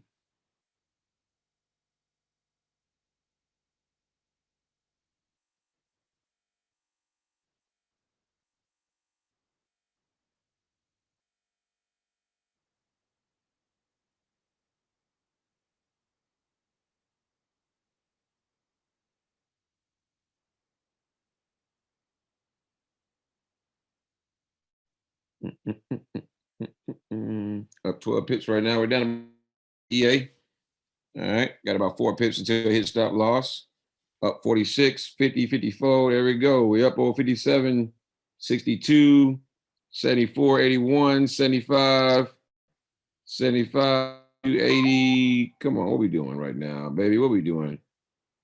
75 pips. I'm taking my money on Nas. Took my money out on Nas. It hit 75 pips. It may go lower. I took mine at about 60 pips, so we out of there. Shout out to whoever called out that Nas. Man, shout out. Somebody just said Dante just called BTC on the M5. What we looking like? BTC M5. I don't know what direction he's talking about just yet. I'm assuming he means a buy. Let me ask him. But for everybody got into that Nas trade, shout out to you. Caught it went as low as 75. Where we at?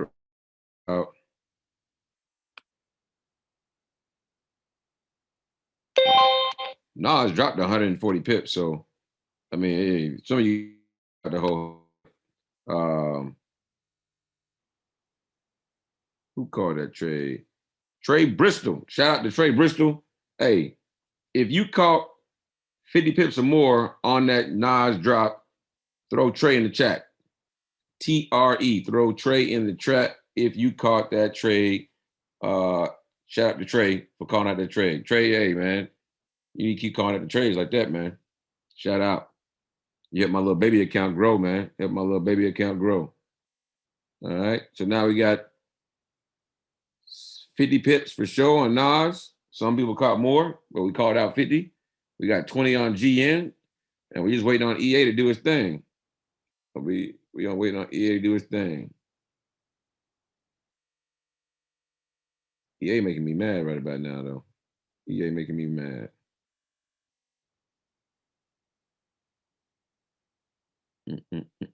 So far we're 2-0 right now. We're in EA trade.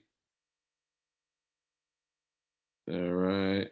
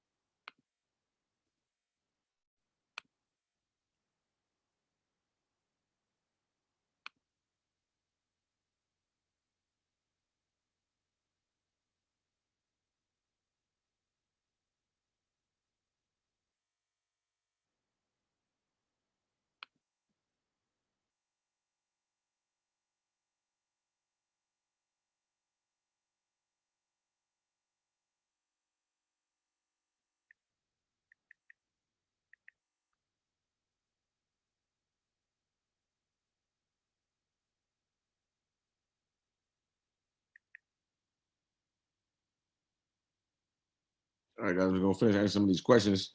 We got a couple of good trades waiting on EA. EA is not too far from stop loss, but again, it hasn't hit it. Remember the rules. I know I've never followed my rules, and it hurt me before on a trade with GCAF. I don't remember a couple weeks ago or a few weeks back, about a month ago. I got out early and it turned around and went the right way. 3 ways to exit the trade. Number 1, it hits take profit. Number 2, it hits stop loss. Number 3, it hits the opposite, or I'm saying while you're in the trade, before it hits take profit or stop loss, an opposite zone appears. So if you're in a buy, if you're in a buy, then a red zone or resistance zone pops up, and vice versa. EA, people saying stop loss got hit. Mine is still in. I got 25 pips stop loss, which is the entry. I mean, the stop loss for strategy number 9. I'm currently still in. I'm down 21 right now. We got close. Let me show you guys real quick here.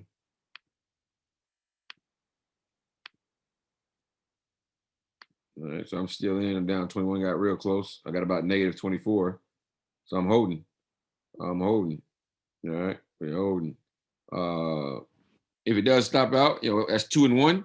We should be up on minimum 20 pips on GBP NZD, and then if we lose this, that's 25. So that's positive 45 pips. If you practice proper risk management, you won't be in the negative. 2 wins, 1 loss, you should be in the positive. You have to practice proper risk management. So if this trade loses, your 2 wins should counteract your losses, your loss. All right. If I lose this trade, my 2 wins will be more than this 1 loss. You have to balance and practice your proper risk management. Plus, on NAS, you should have lowered your lot size. NZD should be size than NAS. EURAUD should be a larger lot size than NAS 100, because on the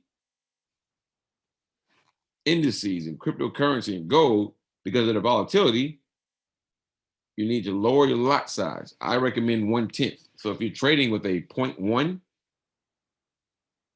on an account on your Forex pairs, trade with a 0.01 on indices, gold, cryptocurrencies. And if you're trading with and so forth and so on. So if you're trading with a standard lot, you can trade with a 0.1. So I recommend a 10th. All right. Got to practice proper risk management. Not every trade is going to hit, guys. I believe we do a good job on the live sessions of winning a lot more than we lose, but we're not going to win every trade. So the one thing you don't want to do is get in the groove like, oh man, Nate's won every trade this week. I'm going to go ahead and try to make $500 a week, today. Let me go ahead and put a standard lot, and you got a $200 account. And then the trade we happen to get into loses. That you can't do that. Got to stay consistent with your lot size. Got to practice proper risk management, because this is a long-term game. Can you make money real fast? Yes. For you to be consistent with it, you got to understand how to trade and the strategy you're using, practice proper risk management. Because the game plan, your game thing is, well, not the strategy. The reality is you're going to find that in certain, you're going to have, downturns. You're going to have ruts. You may go a week where you lose every trade. All right. If you're doing that, then you need to sit back, stop trading, evaluate why it is you're losing, fix it, come back to the drawing, go to the drawing board, figure out what's wrong, fix it, then get back in the trenches. But if you practice proper risk management, when you do take those losses, as long as you have a strategy where you're winning more than you lose, then guess what? You will be winning more in the long term, which will allow you to stay in the game. Don't be like me when I first started trading. I'm throwing $1,000 in an account and I'm trading with a 2.5 standard lot. 40 pips the wrong way and my account is gone. Throwing a $3,000 in an account and I'm trading with a 5 standard lot. 60, and I'm doing that with gold. 60 pips the wrong way and my whole account is gone. I've seen $3,000 disappear in less than 2 minutes because I was being greedy. Practice proper risk management. You will lose trades. And if you practice proper risk management, your losses will not be more than your wins, and you'll be able to last the long haul. So then when you finally do find a winning strategy that works for you, whether it be strategy 1 or 8 or 9 or something you make yourself, then guess what? Once you finally get into that groove, you'll have money in the account to actually trade. All right. Please don't do what I did. Just telling you guys this for the for the lessons. All right.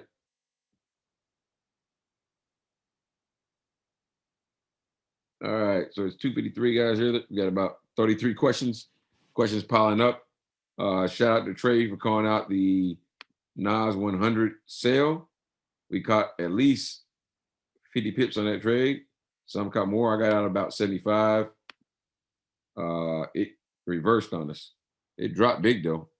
Nas dropped a total of 255 pips, and we only had a 25 pip drawdown. It's a pretty good risk to reward ratio right there. It dropped a total of 255 pips, and we only had a 25 pip drawdown. Not bad. I caught 75 pips. Some caught more. As I saw somebody say they caught 189. So shout out to you guys for that. GPNZD, we took for 20 pips. Some people are still riding GBPNZD. It was a breakout of the Asia channel. Right now, GBPNZD is up about 37 pips from our entry. 37 pips. All right. And then we're, last but not least, we're in our third trade, which is in some interesting drawdown.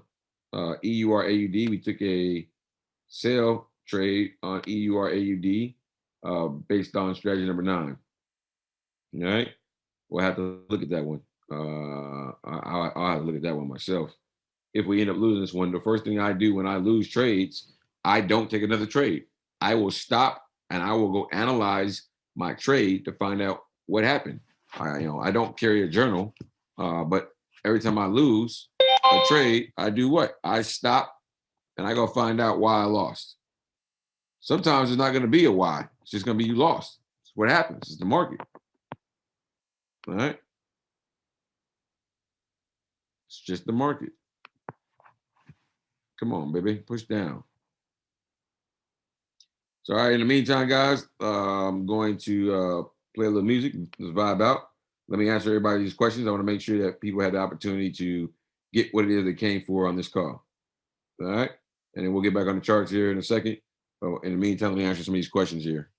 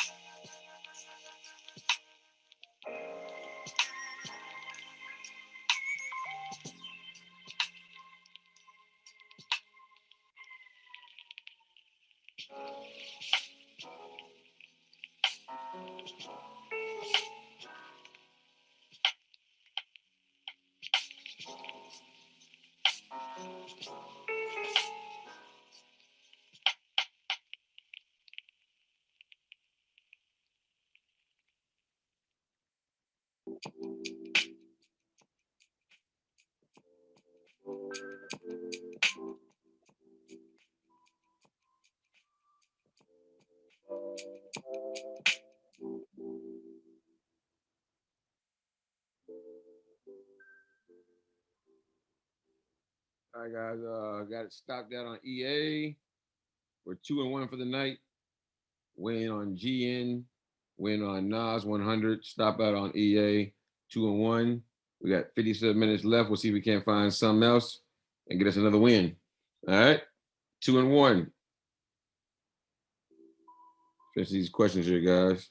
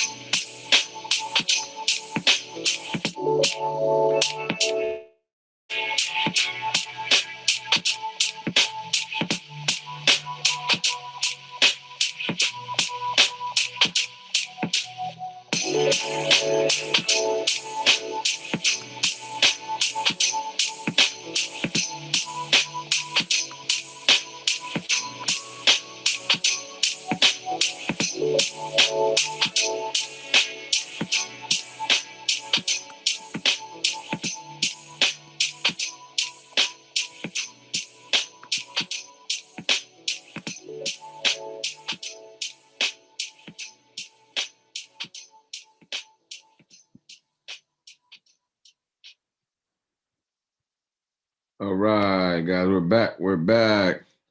We got about 45 minutes left in the call.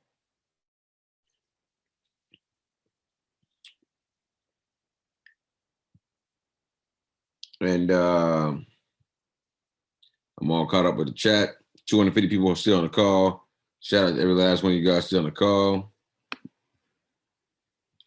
I'm gonna do something a little different. I'm gonna go to the chat group. What do you guys want to talk about? While you guys figure that out, let's take a look at Bitcoin real quick. I was kind of marking up a chart. Let's go look at Bitcoin, Ethereum.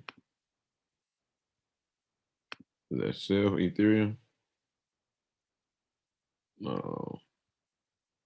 Well, I want a 15-minute. I am tripping. There we go. Ethereum 5-minute. All right. Nothing there for us.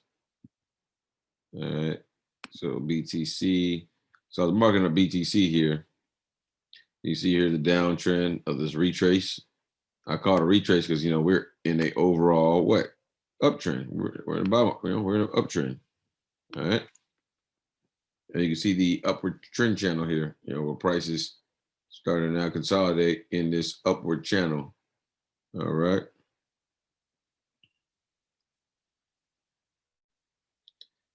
This blue line here shows you very this minor support.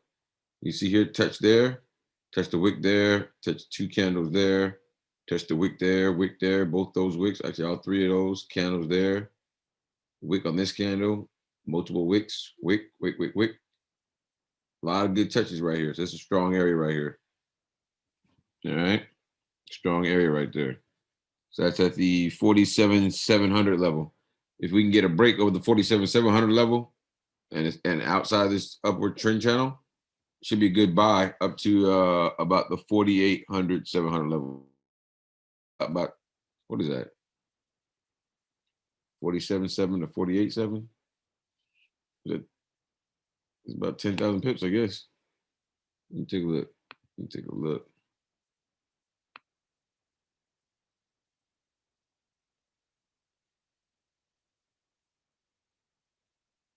Yep. 9,200 pips to the bottom of that zone. That's what I'd be looking for from a buy standpoint. Just looking for that to break. Looking for that break there. You have some resistance here.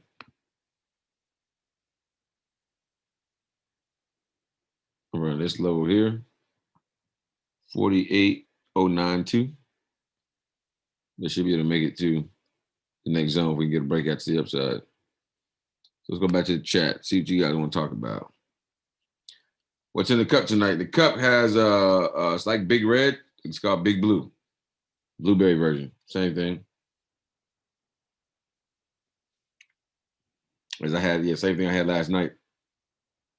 How did I get involved with Auvoria Prime? So Calvin Frazier,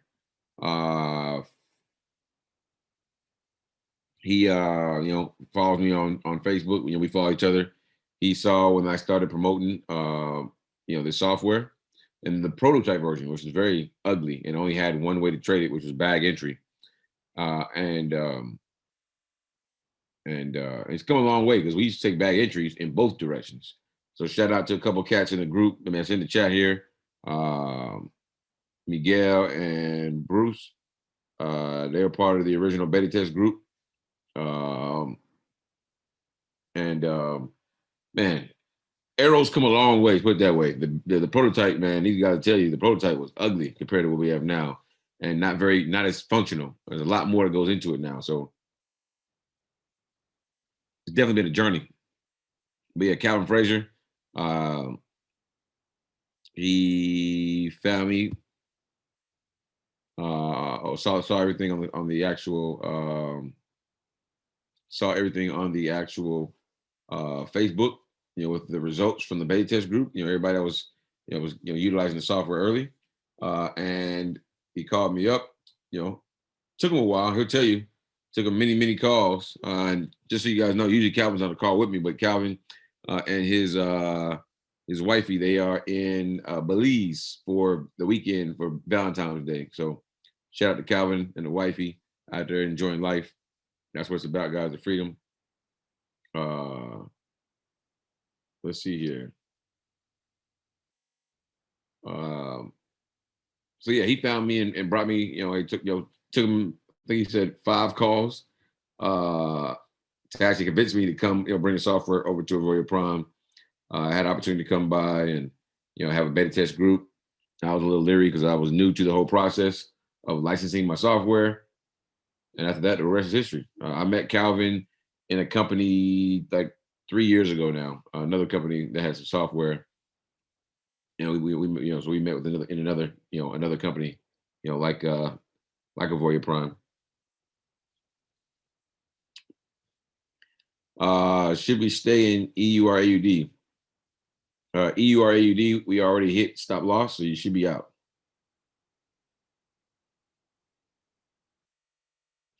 What do I see adding in time to make AIRO better? So strategy 10 to be out. And what we're looking to do on AIRO is to add more asset classes. So right now we trade Forex, cryptocurrency, indices, precious metals, energies. Next, we're looking to add binary options. And then we're also looking to add option trading for stocks. So for everyone that was, had a friend that was They had a friend that was trading GameStop and AMC and making all that big money. We'll be able to do the same here very soon on a regular day basis, and not with having a big old pump and dump group behind us to push the volume up. We'll be able to do it on a daily basis. I think last Friday was testing out the software on stocks on option trade, and was able to catch a 750% move on Google. 750% move on Google in about 2.5 hours. So just kind of give you guys an idea of what's to come. And then we have the AIRO EA. So we have the automated version. Not going to tell you guys exactly what strategy is going to trade, but there are 2 to 3 strategies that I we'll be looking to trade with the automated version. So additional asset classes, as well as the automated version.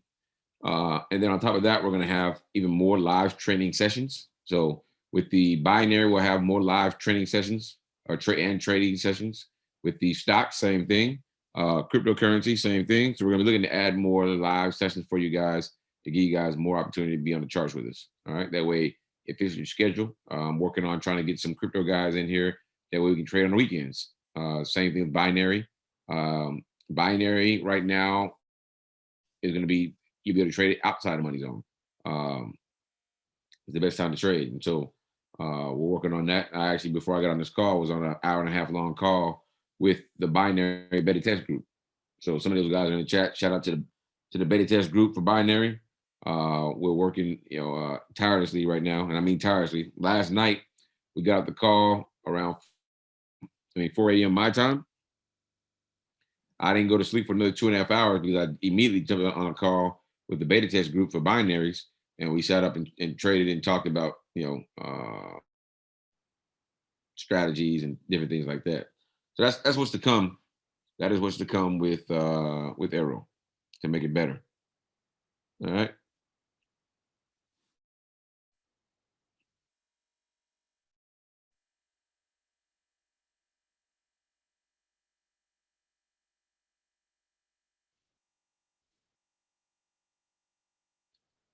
So Ray asked, how about if AIRO just told you buy or sell, had more zones instead of having to count? I'm not really sure what you mean by that.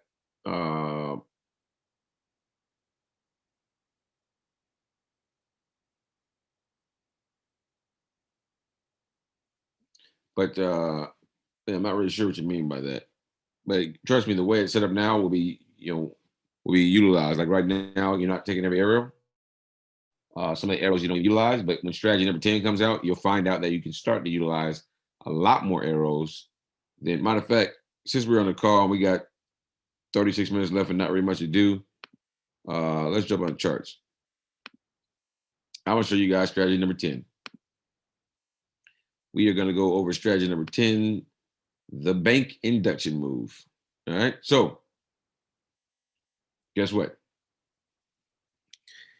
Everyone thought the banks are who actually move the market. All right. But guess what? The banks don't move the market. The banks entice the market makers to move the market. Because I just explained to you what the market makers do. The market makers are the ones that move the market. They are the ones that move the market. All right. The banks only entice the market makers to move the market in their direction. All right. But here's how it works. Remember, we talked about it. For every buyer, there has to be a seller. All right. And so for the banks have to, if they want to put, the banks have big money because they're using your money, my money. They have an endless bank account. And so guess what? And so if the banks want to put a big trade on, let's say they want to put a $100 million trade on, they have to entice $100 million worth of money to come into the market in one direction so they can take the trade in the opposite direction, because the trades have to be opposite. Every buy has to be matched with the sell. Every sell has to be matched with a buy. All right. So the banks will buy to sell and sell to buy. Now, what does that mean? I'll show you what it means. Let me find an example real quick for you guys. And we'll show you real quick what exactly that means.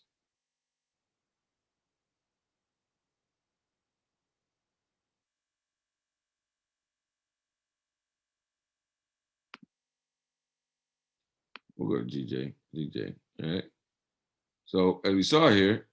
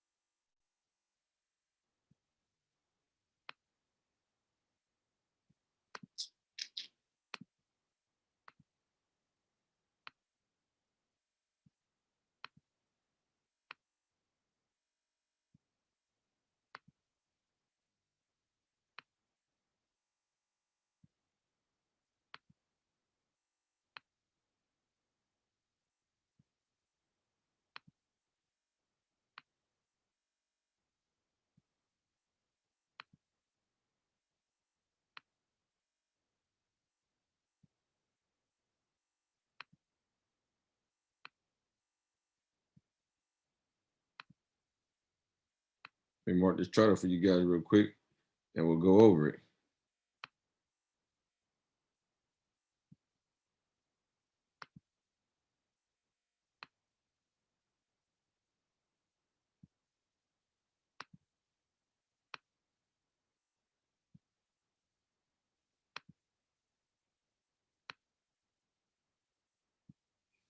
All right, market maker cycle. M A A W. This is the downward market maker cycle right here. M A A W. All right. Now that we have the M here, the W here, we're looking for what? We're looking for the the W, V,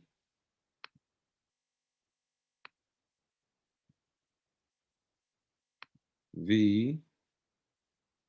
It's a skinny V right here.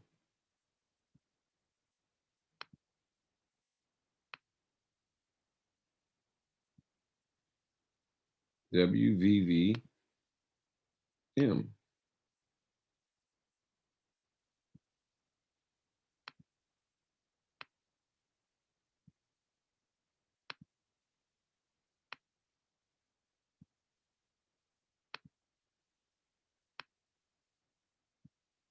All right. They immediately, this time they immediately went into the WVVM. All right. So when you know where the cycle is, where you're at in the cycle, then guess what? You can take what's called a bank induction move. Now, because there has to be a buyer for every seller and a seller for every buyer, the banks want to put on a $100 million trade, right? So what they do is they entice the market makers to do what?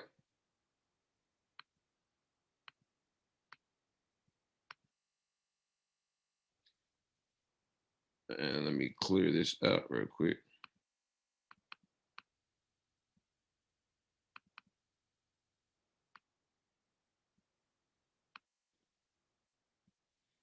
All right.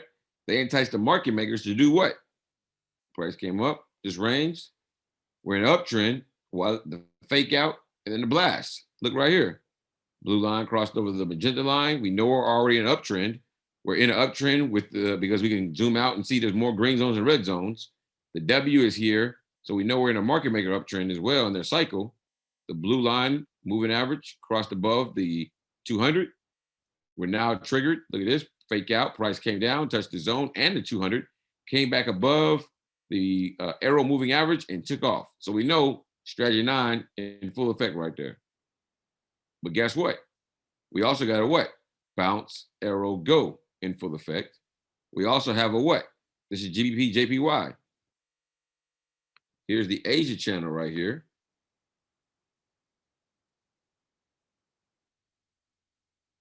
$20 pip Asia channel. So when price got up here, it broke the top of the Asia channel. So strategy 3 is in effect. But then, so all those confirmations. Now, here's where the scary part comes into play, because I'm gonna show it to you on multiple charts so that you don't think I just picked one chart out and you're like, Nate, you're full of it. All right. The banks sell to buy and buy to sell. They have to sell if they really want to buy, because if they want to put $100 million buy trade on, because they know what the market maker cycle is, then what they're going to do is they're going to put a sell on to entice you and me to put money into the market so that there's enough money so that when they put their buy on, it matches up and then they can take their money. So look what happens. Bank induction, a down arrow pointing to a candle into the zone. Immediately, next candle, take a buy. That buy went up 64 pips. Had a 1 pip stop loss. I mean, a one pip drawdown. Inside of we're in the market maker cycle. You don't believe me? Let's go find somewhere another one. Don't believe me? Let's go find another one.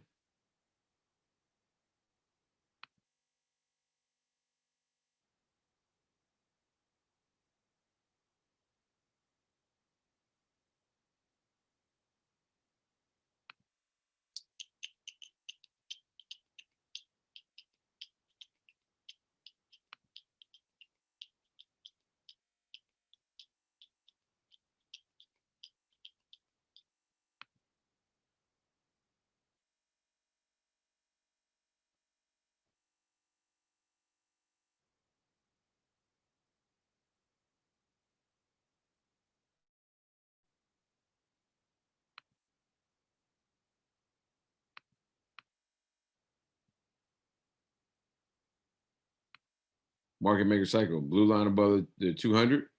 We know we're heading up. Overall trend is up.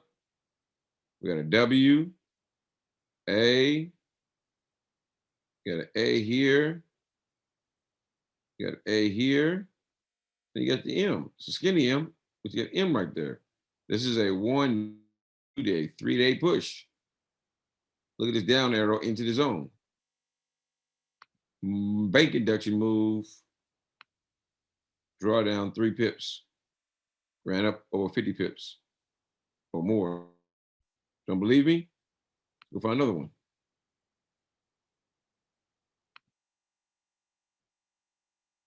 Y'all gonna learn today. Y'all gonna learn today.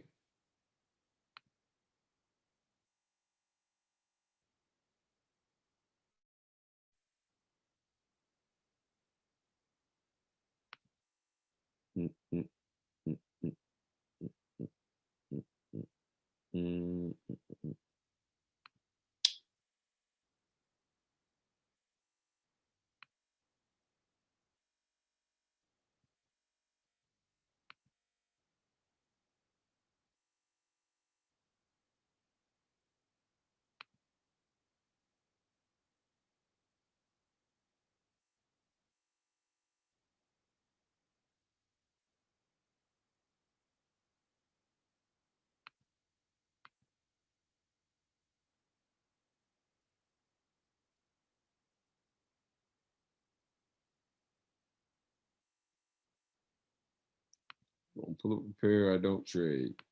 USD CHF.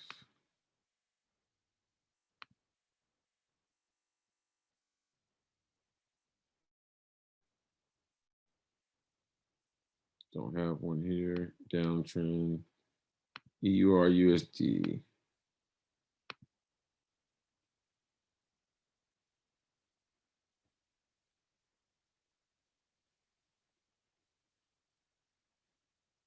Don't have one here. USD CAD. Come on, give me a bank induction move.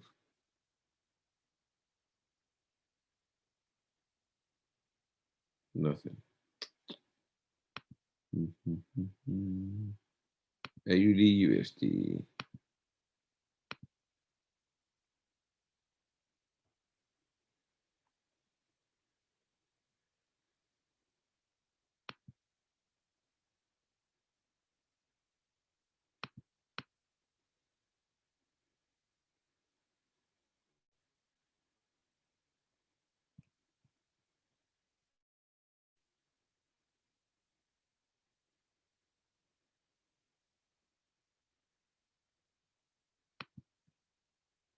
USD JPY. Come on, we need one. Give me a bank induction move.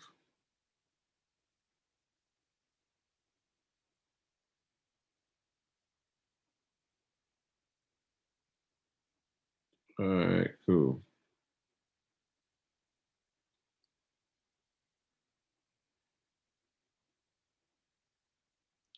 So we have a 3-day push here, 1 day, 2 day, 3 day. Got your M. All right. Got A here. A here. Price ranges. Another A there. Got a little weird W right here. W. Takes off. Comes back down. Now you're going with here's the V. Here's one V. All right. Got another V right here. All right. Just pushing. But while we're in that trend, and again, the overall trend is a uptrend now, but it was a downtrend. Before, at this point, I'm about to show you, but it doesn't matter as long as you understand where you're at in the in the market maker cycle. You're good. Candle down into the zone.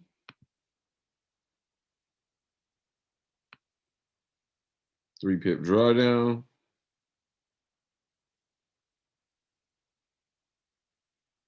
There's 23 pips right there. I mean, if you held, you're up 60. So I have another one. So taking the bank induction move inside or in the direction of the market maker cycle is what's going to put you in profit in ways you never thought. CAD JPY. Let's try this one here.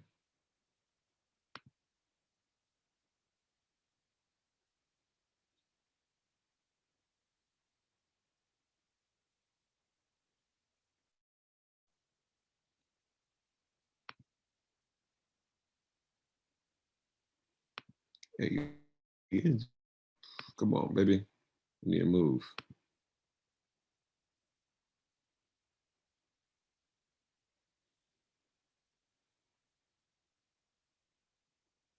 This bad boy running. Blue line above 200. Blue line's above the 200 all day long. Into the zone. 4 pip drawdown. It ran up 17 pips into the zone. You immediately exit when this zone pop up.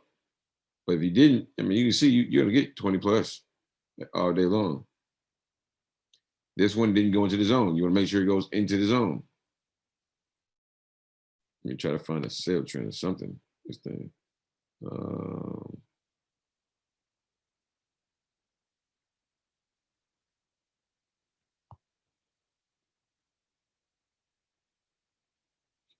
CAD CHF.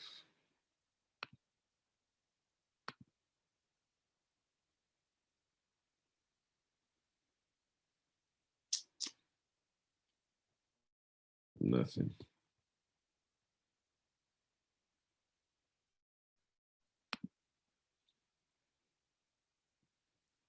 I'll show you a few there. Hope it makes sense. I'll go more deep into it, but that's bank induction. That's strategy number 10.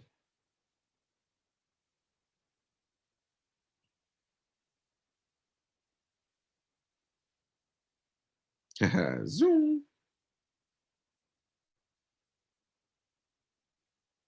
Bitcoin may get an arrow up. Bitcoin. Uh-oh. My VPS rebooting.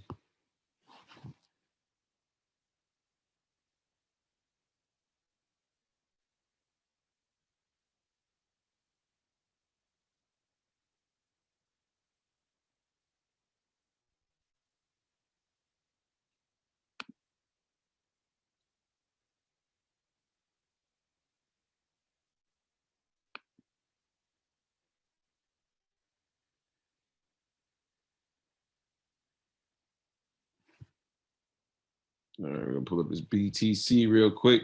Take a look at that. We got about 20 minutes left on the call. We have we had a win for 20 pips on GBP NZD. Some people caught more than 20 pips.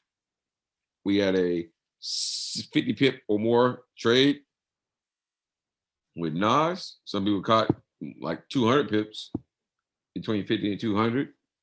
And then we had an EA, EUR, AUD. We had a loss of 25 pips. So 2 and 1 for the day. Not bad.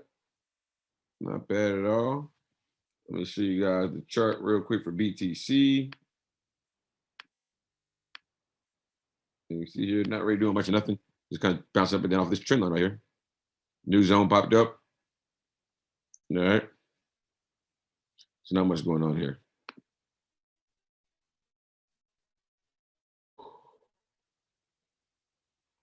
Somebody said they caught 60 pips with GN. Shout out to Chris for catching 60 pips on GN. That's 3 times more than I caught. I caught the quick 20.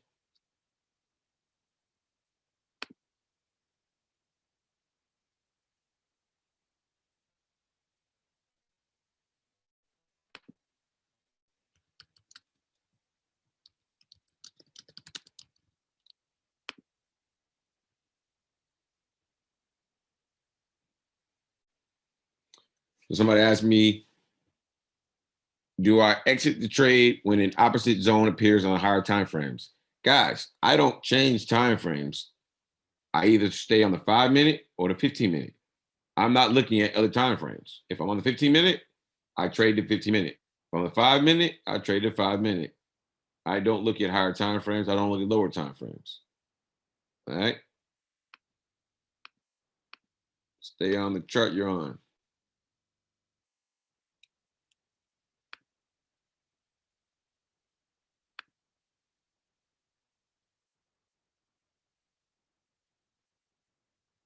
Let's see here, man.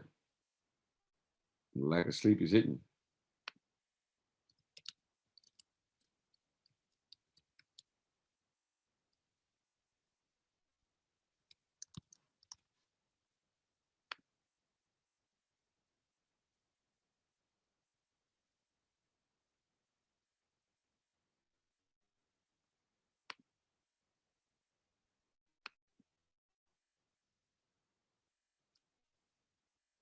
Guys, EUR AUD hit stop loss.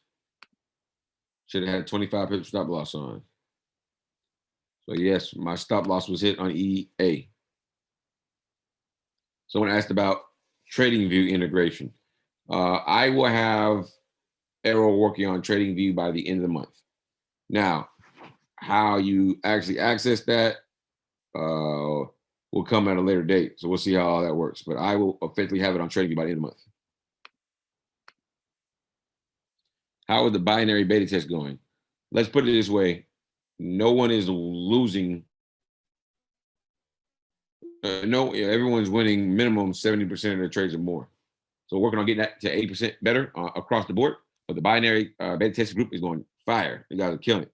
So right now we're getting ready to do some thorough testing on brokers, on strategies, and all the different gamuts that go with binary trading, so that we can make sure we have a product that works for you.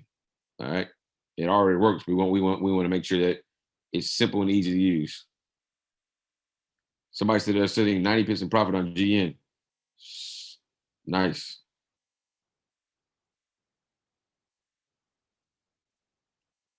Let's go look this up here.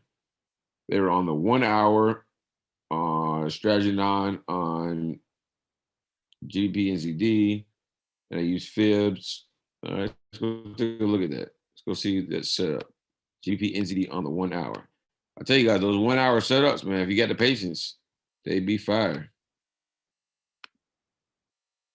Especially strategy 2.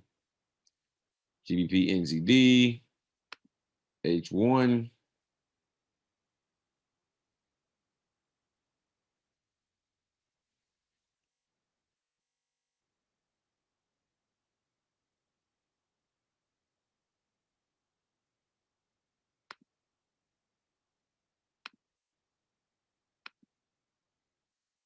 All right, so yes, beautiful. AIRO moving average crossed above the 200. Price came down, hit the 200, finally closed above it here. So you had an entry.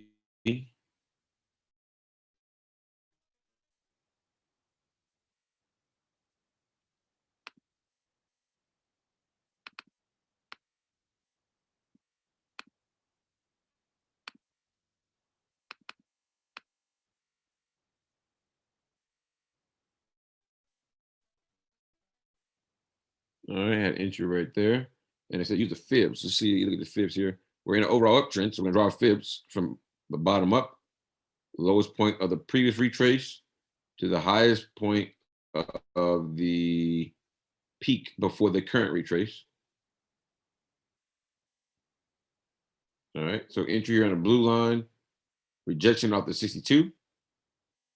Beautiful rejection. You had a doji right here, a hammer right here. You could have been in a buy here.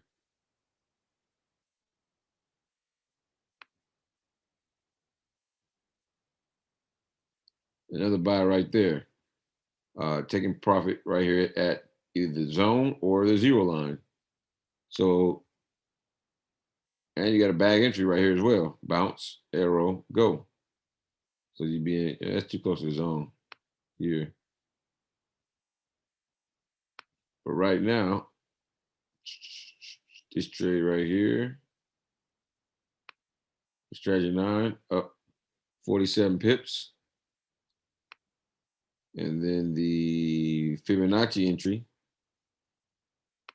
you're up about 94 pips. So shout out to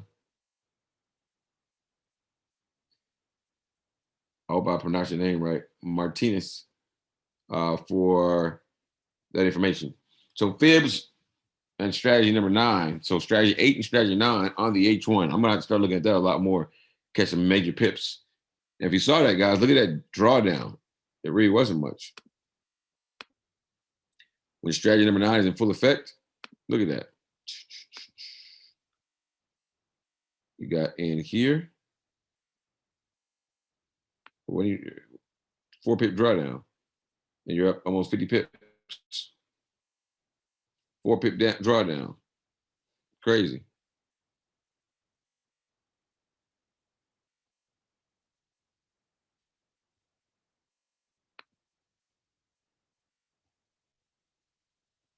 What is the difference between stock and stock options? So when you buy a stock, you're just buying shares, equity in the company, and you only make money when price goes up. When you're trading options, you are, let's say you go with a put option. So put option is for you expect price to go down. So you are, let's say you have a weekly, a weekly call option or put option. It means that you are selling a stock at a higher price and then buying it low. And then vice versa for a call option. You are buying you're buying the rights. I'm sorry, I said it wrong. So in a call option, so in a buy, you are expecting price to go up. A call option, you're expecting price to go up. Put down, call up. Now, when you are purchasing a call option for a stock, you are expecting price to go up. And then therefore, you are buying the rights to buy, you're borrowing pretty much against the bank. So you are borrowing against the bank. And here's how, how that borrowing works.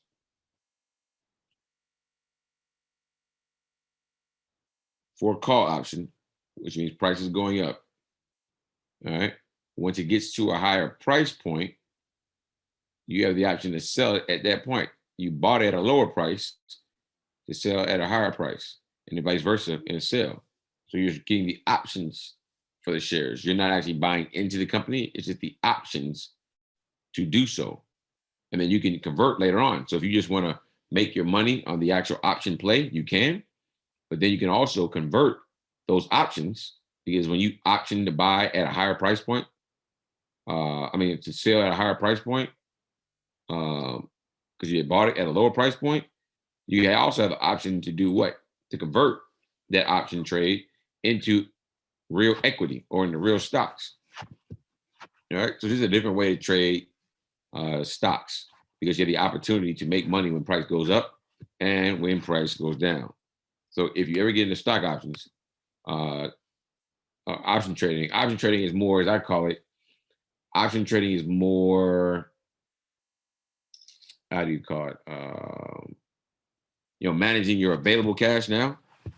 So imagine that option trading is your checking account, and then stocks are your savings account.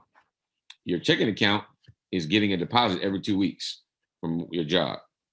That's what stock options are. You're making transactions weekly, daily, whatever the case may be, to make continuous money. And then when you make money from your job, you put that money, and you pay your bills, and you put some money into your savings account to save for when you need it later. Same thing with stocks. You take profits from your option trading, and you then go find stocks that you believe will go up long term, and you now put that into those stocks to have growth long term. That's kind of how those work right there. So everybody keeps asking about EUR/AUD, guys. Stop loss was hit on EUR/AUD. It's in a downtrend. We're not looking for buys. And also, I don't immediately go and take a trade on a pair. I go in, I will analyze it. When we get out this call here in 7 minutes, I'm going to analyze EUR/AUD to find out why it is I lost. That's what I'm going to do. That's what I always do.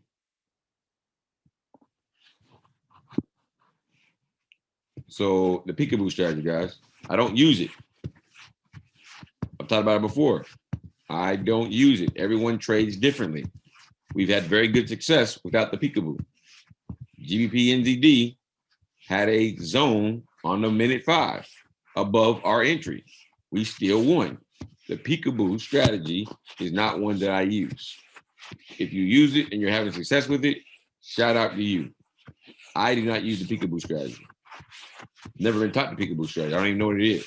People told me, but I don't use it. And I don't go down to a lower time frame to look for it. You don't have to talk about the peekaboo strategy like that. If it works for people, that's all that matters. I've got, we'll have 10 strategies with AIRO here very soon. And some may like strategy 1, some may not. Some may like strategy 8. Whatever works for you, it's out there. I don't use it. And so my analysis is not based off of the peekaboo strategy. All right. I've won trades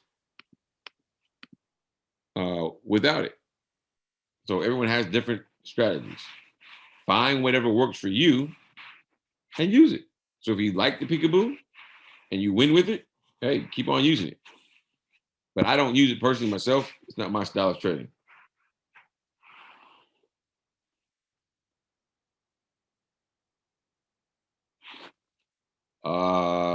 TradingView, guys, don't even worry about TradingView right now. But it will be housed on the VPS as well. So do not worry about the TradingView version right yet. That will be all rolled out, and you guys will understand the parameters later on when it's rolled out. All right. Someone asked the question, would GU continue to move in an uptrend when New York session starts? Don't know. We'll see. Trade what you see. I don't anticipate anything. I don't speculate. I trade what I see. Typically, you'll see that price goes up or down in London, and then it reverses in New York. All right, you'll see that. Sometimes you see a continuation, but that's just what's going to happen. Price will either continue or price will reverse. All you have to do is just wait for the setup. Wait for the setup, because if you ask me what do I think, and then I tell you, I think G is going to continue to go up, you're expecting to be looking for buys, and then you're going to force yourself into a buy when the setup was there for sale all the way, all along. Do not anticipate, I say anticipate, do not speculate or guess what something may do. Get a setup, a high probability setup using a strategy, which will allow you to anticipate that what? That trade is going to go in a certain direction. We don't speculate, because we speculate, like I said, you get your mind trapped in that, oh yeah, it's going to be in a buy, it's going to be a buy, it's going to be a buy. And then you got a setup for a sell, and because you weren't paying attention to the chart, you don't look at it. All right. Someone said gold sell looks good. Let's look at gold real quick before we get out this call. Maybe we can't redeem us from the EA trade. XAU USD M5. Gold sell is negative. There's no bounce. It's a down arrow. It didn't bounce off anything. We need price that if there was a zone right here and this candle right here bounced off of it, then we got an arrow. Yeah, I'd take that trade. There's no bounce here. Don't forget. B in bag stands for bounce. You need the bag. You need to bounce. It's not just AG. It's not an arrow go. It's bounce arrow go. You need that bounce. Must have it. Only time you don't need it is when it's second consecutive, two consecutive. Yes, these are two consecutive here, but you already had a bounce here in reverse. So two consecutive without the bounce, like this right here. You had a bounce up here, arrow, arrow. All right, that's two consecutive, the right way. This is bounce, arrow, hit the support level, then bounced up. That's false. That is a false. The arrow is not consecutive because there was a bounce just off the opposite direction, opposite zone. All right. So I wouldn't take it. That's just me.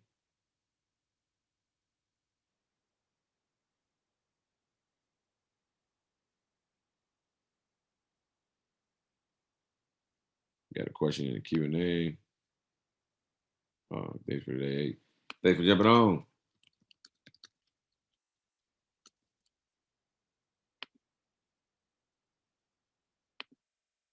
All right, guys. We got less than a minute left. So, hey, if you're going to trade tonight, the rest of the day, going to the London session, I'm not going to because it's Friday, it's New York session. I stopped in, this is as much as I'll trade. If you're going to trade for the rest of the day, make sure you trade and you use proper risk management, trade responsibly. All right. Fridays are typically trap days where you get faked out as the market makers try to keep you trapped going into the weekends, where they can continue to fake out, take out all your money, and then send it in the direction of the overall trend.